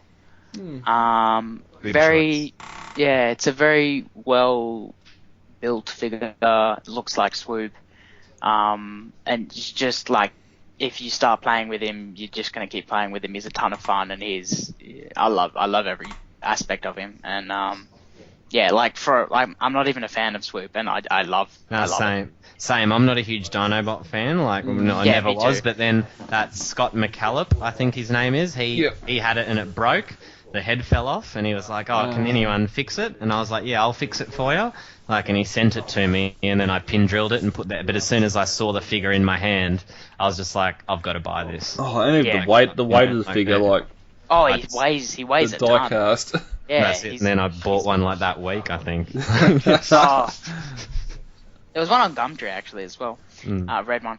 But yeah, no, it's just a superb figure. Fans Toys, that's what got me into Fans Toys, and now I'm just like, yeah, Fans Toys are like the best third party. Can do no wrong. What? Yeah, I agree. No, so far, yep. And that's my favorite figure. I'm gonna go Combiner Wars. I think just to release combining figures that are so close to the original G1 look and feel, putting aside the complete repaint, lack of remold, everything else between Superion, Menasor, Defensor, Bruticus, and I'm going to lump Devastator in it as well. Yeah. Just those 5 combiners. They're a great update from the original, and at the price to get them in your collection. Even now, if some of the upgrade kits that are coming out to just improve some of the Hasbro shortcomings, I just think they're really good. I'd have to agree. And more so in individual mode. Even though they're repaints, a lot of them they've done the head sculpts. They've rechanged some of that. They're basically what they are.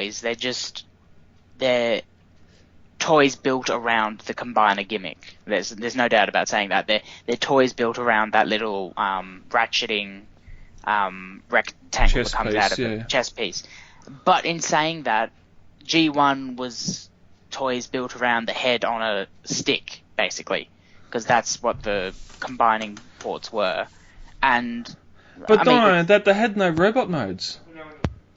You stood them up and fold the arms out. Exactly. No, that's what I'm saying. Yeah. The way, because they're simplified and everything, that kind of harkens back to G1, and you can't really complain about that because it really is G1 if you really stop and think about it. You can sort of say they'll simplify because there was 5 of them in a box and they had to keep the price down. But yeah, but they're not in a box; they're separate. Were they? Didn't they all come in box sets? Oh yeah. Oh, you're talking about G1. I thought you were talking about Combiner Wars. No, G1. Yeah. Oh yeah, G1. Yes, some of them you could get separate, and some of them. Yeah, I think the Constructicons you could buy individually. Yeah. That's a good question. I didn't know that. So were all the G1 combiners bought in box sets? You had to buy all 5. Some of them, but I remember you could buy an Onslaught separately. You could buy. I swear I remember seeing Silverbolt in its own packet. Yeah, you can. Yeah. Well, yeah, I got Silverbolt and didn't get the rest of them when I was a kid. Yeah, because they were definitely not just gift boxes. But yeah, they were that simple because they had to incorporate the head. You know, the head and that is essentially the combiner port. Yeah. But that's the charm for these Combiner Wars figures because they're built around that gimmick, and they are just updated versions of them because they transform around the gimmick. Yeah. You know what I mean? And that's the charm that I've seen, and that's the charm that I like from it. And I see where you're coming from. At a retail price tag, it's not Retail, exactly. Yeah, it's not a masterpiece or a third party price tag for a combiner. Exactly, and it can stand up to some. It can honestly, with the aid of some third party kits, though, it can stand up to some of the third party combiners. I think, like the Menasor and even Superion versus Uranus. Oh yeah, I'd pick Superion any day. Yeah, more so because of the sort of some of the aesthetic choices they picked for Uranus, but still, there's $200 or $300 difference in price. Exactly. Even with the add-on kits. Yeah. It's all just size and scale that annoys me. Yep. You know why they did the Devastator the way they did Devastator? Go on. His foot. No, this Devastator was actually designed to come out when Classics came out. Okay. And they only revealed the mold now because of the Combiner Wars. That's the Classics, rumor. as in like the classics, as stuff like how I have. Yeah. Back Classics Optimus Prime and all that. That's when that was supposed to come out. I know it was partly designed by so I'm going to butcher this, Hiroshi or whoever it was, the Takara MP I know designer, because he put a lot of stuff he had designs for a Masterpiece Devastator and put them all into that. Yeah. But apparently, yeah. There is a rumor that he was, and it seems likely that he was actually meant to come out when Classics came out. Yeah. Because of the simplification and stuff. Yeah. Yep. Anyway. Yep. Yeah. All right. Well, yeah. 2015, I think, was a good year. As I said earlier, we've doubled in size this year, which is definitely great to see. Looking forward, we need to see if we're gonna approach Hasbro or not. Now we're starting to get some members amassed. Oh, let's do it. What? Let's talk to me. It's a black hole. Yeah.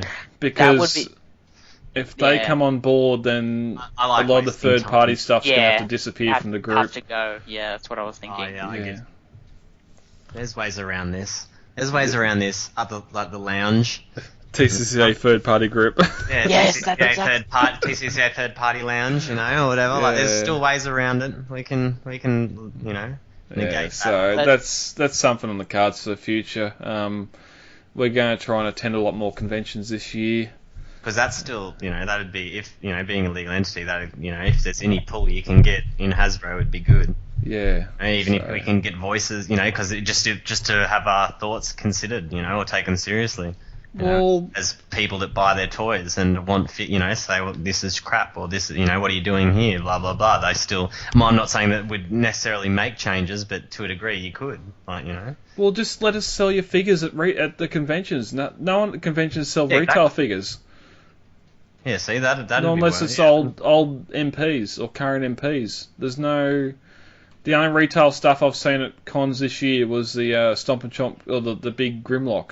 Stand-up Grimlock. Yeah. Because no one can move them. Yeah. There's nothing else.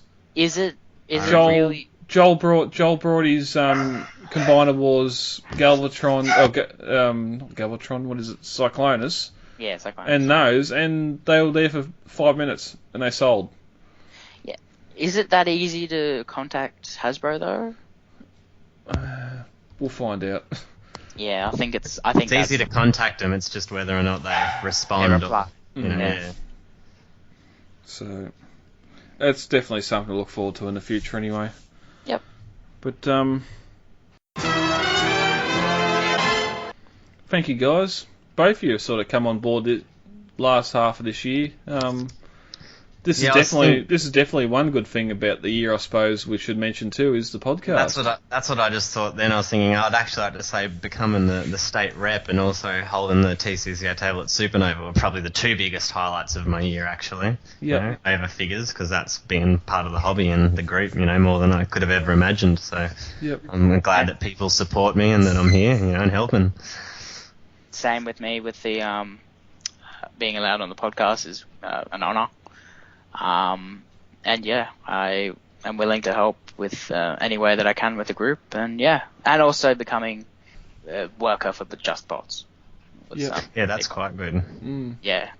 No, just some of the numbers, like we did start mid-February with the first episode of the podcast, and yes, some of those, I think it was about episode 14 or 15 before we finally worked out most of the audio issues. Yeah, some of them. We had some bad, we had some bad nights there where we just had buzzing and humming and everything else. But we're sitting around 2,700 downloads, and we're not quite out of the year. So if we can get to 3,000 downloads by the year, that'll be quite nice. I've already gotten this year a few people, just random people that just friend me, and then I message them. I'm like, do I know you? And they're like, oh, I just want to follow you.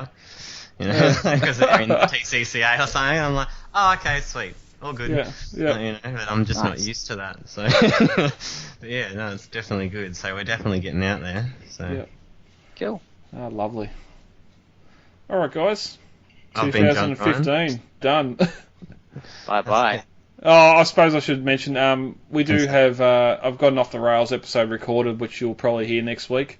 And I've also got the commentary for a G1 episode, Transport to Oblivion, that me and Mikey done a couple of weeks ago, so that will be released also. As for our next show, this week's Christmas, next week's New Year's, so we might get another Off the Rails recorded in the meantime, but we probably won't be back until I think it's the 4th or 5th of January. Alright. And if this gets out to everyone before Christmas, Merry Christmas. Yeah, that too, Happy New Year. Merry Christmas to all. And to all, a good night. Good night. Hey, got there before me. Thanks, Mikey. Thanks, John. Nice. Thanks, Thanks, guys. Brad. All right, see you. Bye. Merry Christmas. Merry Christmas, all. Thank you for downloading this latest episode of Off the Shelf, the voice of the Transformers Collectors Club Australia. For further information, check out Facebook, where we have our Off the Shelf page, hit like, or even check out the Transformers Collectors Club Facebook group. Any and all feedback is more than welcome. You can send email to transformerscca@gmail.com or head on over to iTunes and leave us a review there. Also, Podbean have a review section where you can rate us, and that way we get out to more people. Till all are one. So how have you been, John? Yeah, not bad. Just finishing all the moving up. Moved to my mum's on Monday. Mm-hmm. Yeah, so the storage container gets taken away on Monday morning, and then all my toys are in an undisclosed location for months. So really, to be honest with you, I don't feel that good at all. I got thousands of dollars worth of toys that are going to be in a storage container that I can't even access. So yeah, it's been a depressing few weeks. You know what's depressing for me that I've just noticed? What? Although I'm starting my whole collection thing again, I used to have, say, 500. Now I'm lucky to have 100 figures. Yeah, that'd suck. Well, it kind of does and doesn't, because the stuff I was collecting was just willy-nilly stuff, but now I'm collecting, like a collector would, like, Masterpiece and G1. So it's kind of, it's a bit sad, but makes sense, you know what I mean? Like, it makes sense at the same time. Yeah, it happens to everyone. Like, there was a point where I ended up just selling a whole bunch of stuff of my, not just Transformers, but lots of different lines, because, once you get to a point, you realise that you don't really need the crap so much, and you just want the higher end stuff. Yeah, exactly. Exactly. I don't know if we should or shouldn't. It's most likely should we talk about Star Wars or not? No. Have you seen it? Yeah, I've seen it twice. I saw it at midnight. Let's talk about how it was so exciting I fell asleep during it. Woo, yeah, okay, stop. To me, the movie was the same as watching one of the first 6. With all the characters that die. It seemed like a reboot, if anything. You know, it was more a reboot of the first movie than it was a new movie, in my opinion.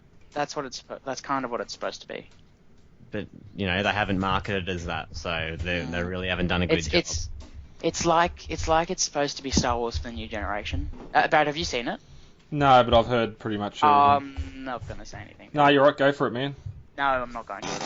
Yeah, go for it. I want to hear it. I started the post asking for spoilers, so. The responses are, first one is... No bloody Dead Flies. Yep, okay.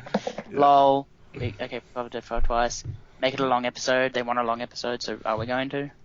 We'll go for as long as we need to. I'm not going to push it longer than us to because it's already up past 10 or quarter 11. So... okay, so favourite release of the year is KO Reximus Prime. How do we get one of those? I'm kind of thinking of getting one. Is that the oversized one? Yeah. That's the oversized MMC Feral Rex. Yeah, that's it. I'll be back in a second. Yeah. Ahmed's getting them. Are you kidding? No, I'm not. From what I understand, he was asking the other day about them, I think. No, wasn't he asking about Reximus Prime? Reximus Prime is the Grimlock. Oh, yeah. Yeah, sorry. That's a bit confusing. It's just like... so this dude's saying KO MP Reximus Prime. And that's the Grimlock. Sorry, now I understand where I'm lost. Yeah, then I don't think Ahmed is getting them. Yeah, you're right. I think... because I'd know if he was getting them. I mean, I do know where you can get them, Chumung Mung, and they'll do them loose as well, out of the box, cheaper. Do you reckon they're sold out? He's only just got them in like a day or two ago. Yeah, but I reckon people will wait for reviews. I reckon they're not going to sell out straight away because most people are waiting for someone to buy one to see what they look like. What's that with? The oversimplified, oversized KO MMC Feral Rex. Yeah, it's not. You might want to send Eugene a message from Pleasant Surprises because I know he's got the oversized. No, the Superion. There's a Superion oversized? Uranus. There's an oversized Uranus. Yeah. Really? Sorry. Yeah, John, come on, bring glass to the table. Come on. Alright, so they've got a KO oversized one down there. It'd be about the same size as Devastator. Just going off their individual bot modes. But do they look good or they do? Yeah. They they don't look too bad. Uranus isn't like a oversimplified, it's just an oversized one, whereas this one's like simplified. Oh, okay. Well, yeah, saying that, it's not, from what I've heard, it's not, oversimplified. I hear it's simplified, but it's not oversimplified. Have you watched the Chinese video of it yet? Have you? Yes, I have, the whole thing. Oh, okay, so it is oversimplified. Yeah, it is. But I'll admit, it still looks pretty, for a bigger sized one, if it's just going to sit on your shelf, it's great. So what if I got, say, okay, this is what I'm thinking of doing. I get that one for the look. Would that be okay? And then get the actual Feral Rex, to own, just so I don't look like a cheap ass who's just going out for that. Get the Feral. You're trying to get into the third party 1%. What's that? Leonard's group. No, I'm not. Believe me, I'm not like that. I've got a KO I've got a KO Rapat in my collection. I was thinking of getting it just because I don't want to fork out the $700 for Feral Rex. Yeah, see, that's because I've got Nero Rex. So. Oh yeah, you've got Nero Rex, so that's fair enough. Yeah. Hey, if you want it, get it. See, I'm torn. Shipping would kill, because those things would be huge, wouldn't they? Yeah, they're going to be pretty big. But they're not heavy because they're KOs, right? You've watched them. Yeah, but I mean, Feral Rex, Nero Rex is still pretty heavy, man. It's still like 2 kilos or something of toy. So it's now bigger, so it's still going to be a bit, yeah. Yeah. Just find out, just check. Okay, because should have it. I don't know if I mentioned it last time I was on, Brad. When was I on last? I can't remember. I think it was a fortnight ago. Okay. Did I mention that I was getting Warbitron, Bruticus, and stuff? Mm-mm. Okay, well that's. So I'm getting. I'll leave it for. I'll leave it for. Yeah, we'll get into it. No, it's been a great year. Thanks, guys. No, yeah, cheers, man. Happy, like I said, happy to help, and I'll be here as long as you're going. So, you know, I don't plan to ever leave. You're stuck with me unless you kick me out. Well, and that's the thing. You do a good job up there, and you'll get re-elected. Yeah, excellent. So, even then, I'll still hang around. I wouldn't just leave and go, "Oh, screw you guys." Yeah, this shit's over. I'm getting out of politics. I'm getting the hell out. It'll just make me run my next campaign for the next year. Chorus girls. Everyone loves that. Yeah. 1 o'clock. Bedtime. Yeah, I got Yes, a mate. it is. I got a mate here waiting for me to finish, so he's been Rightio. nice and patient, you know. Oh, puss! Ah, the cat just ran up my back. Kitty attack! Yeah, pretty much. He uses me as his switching post.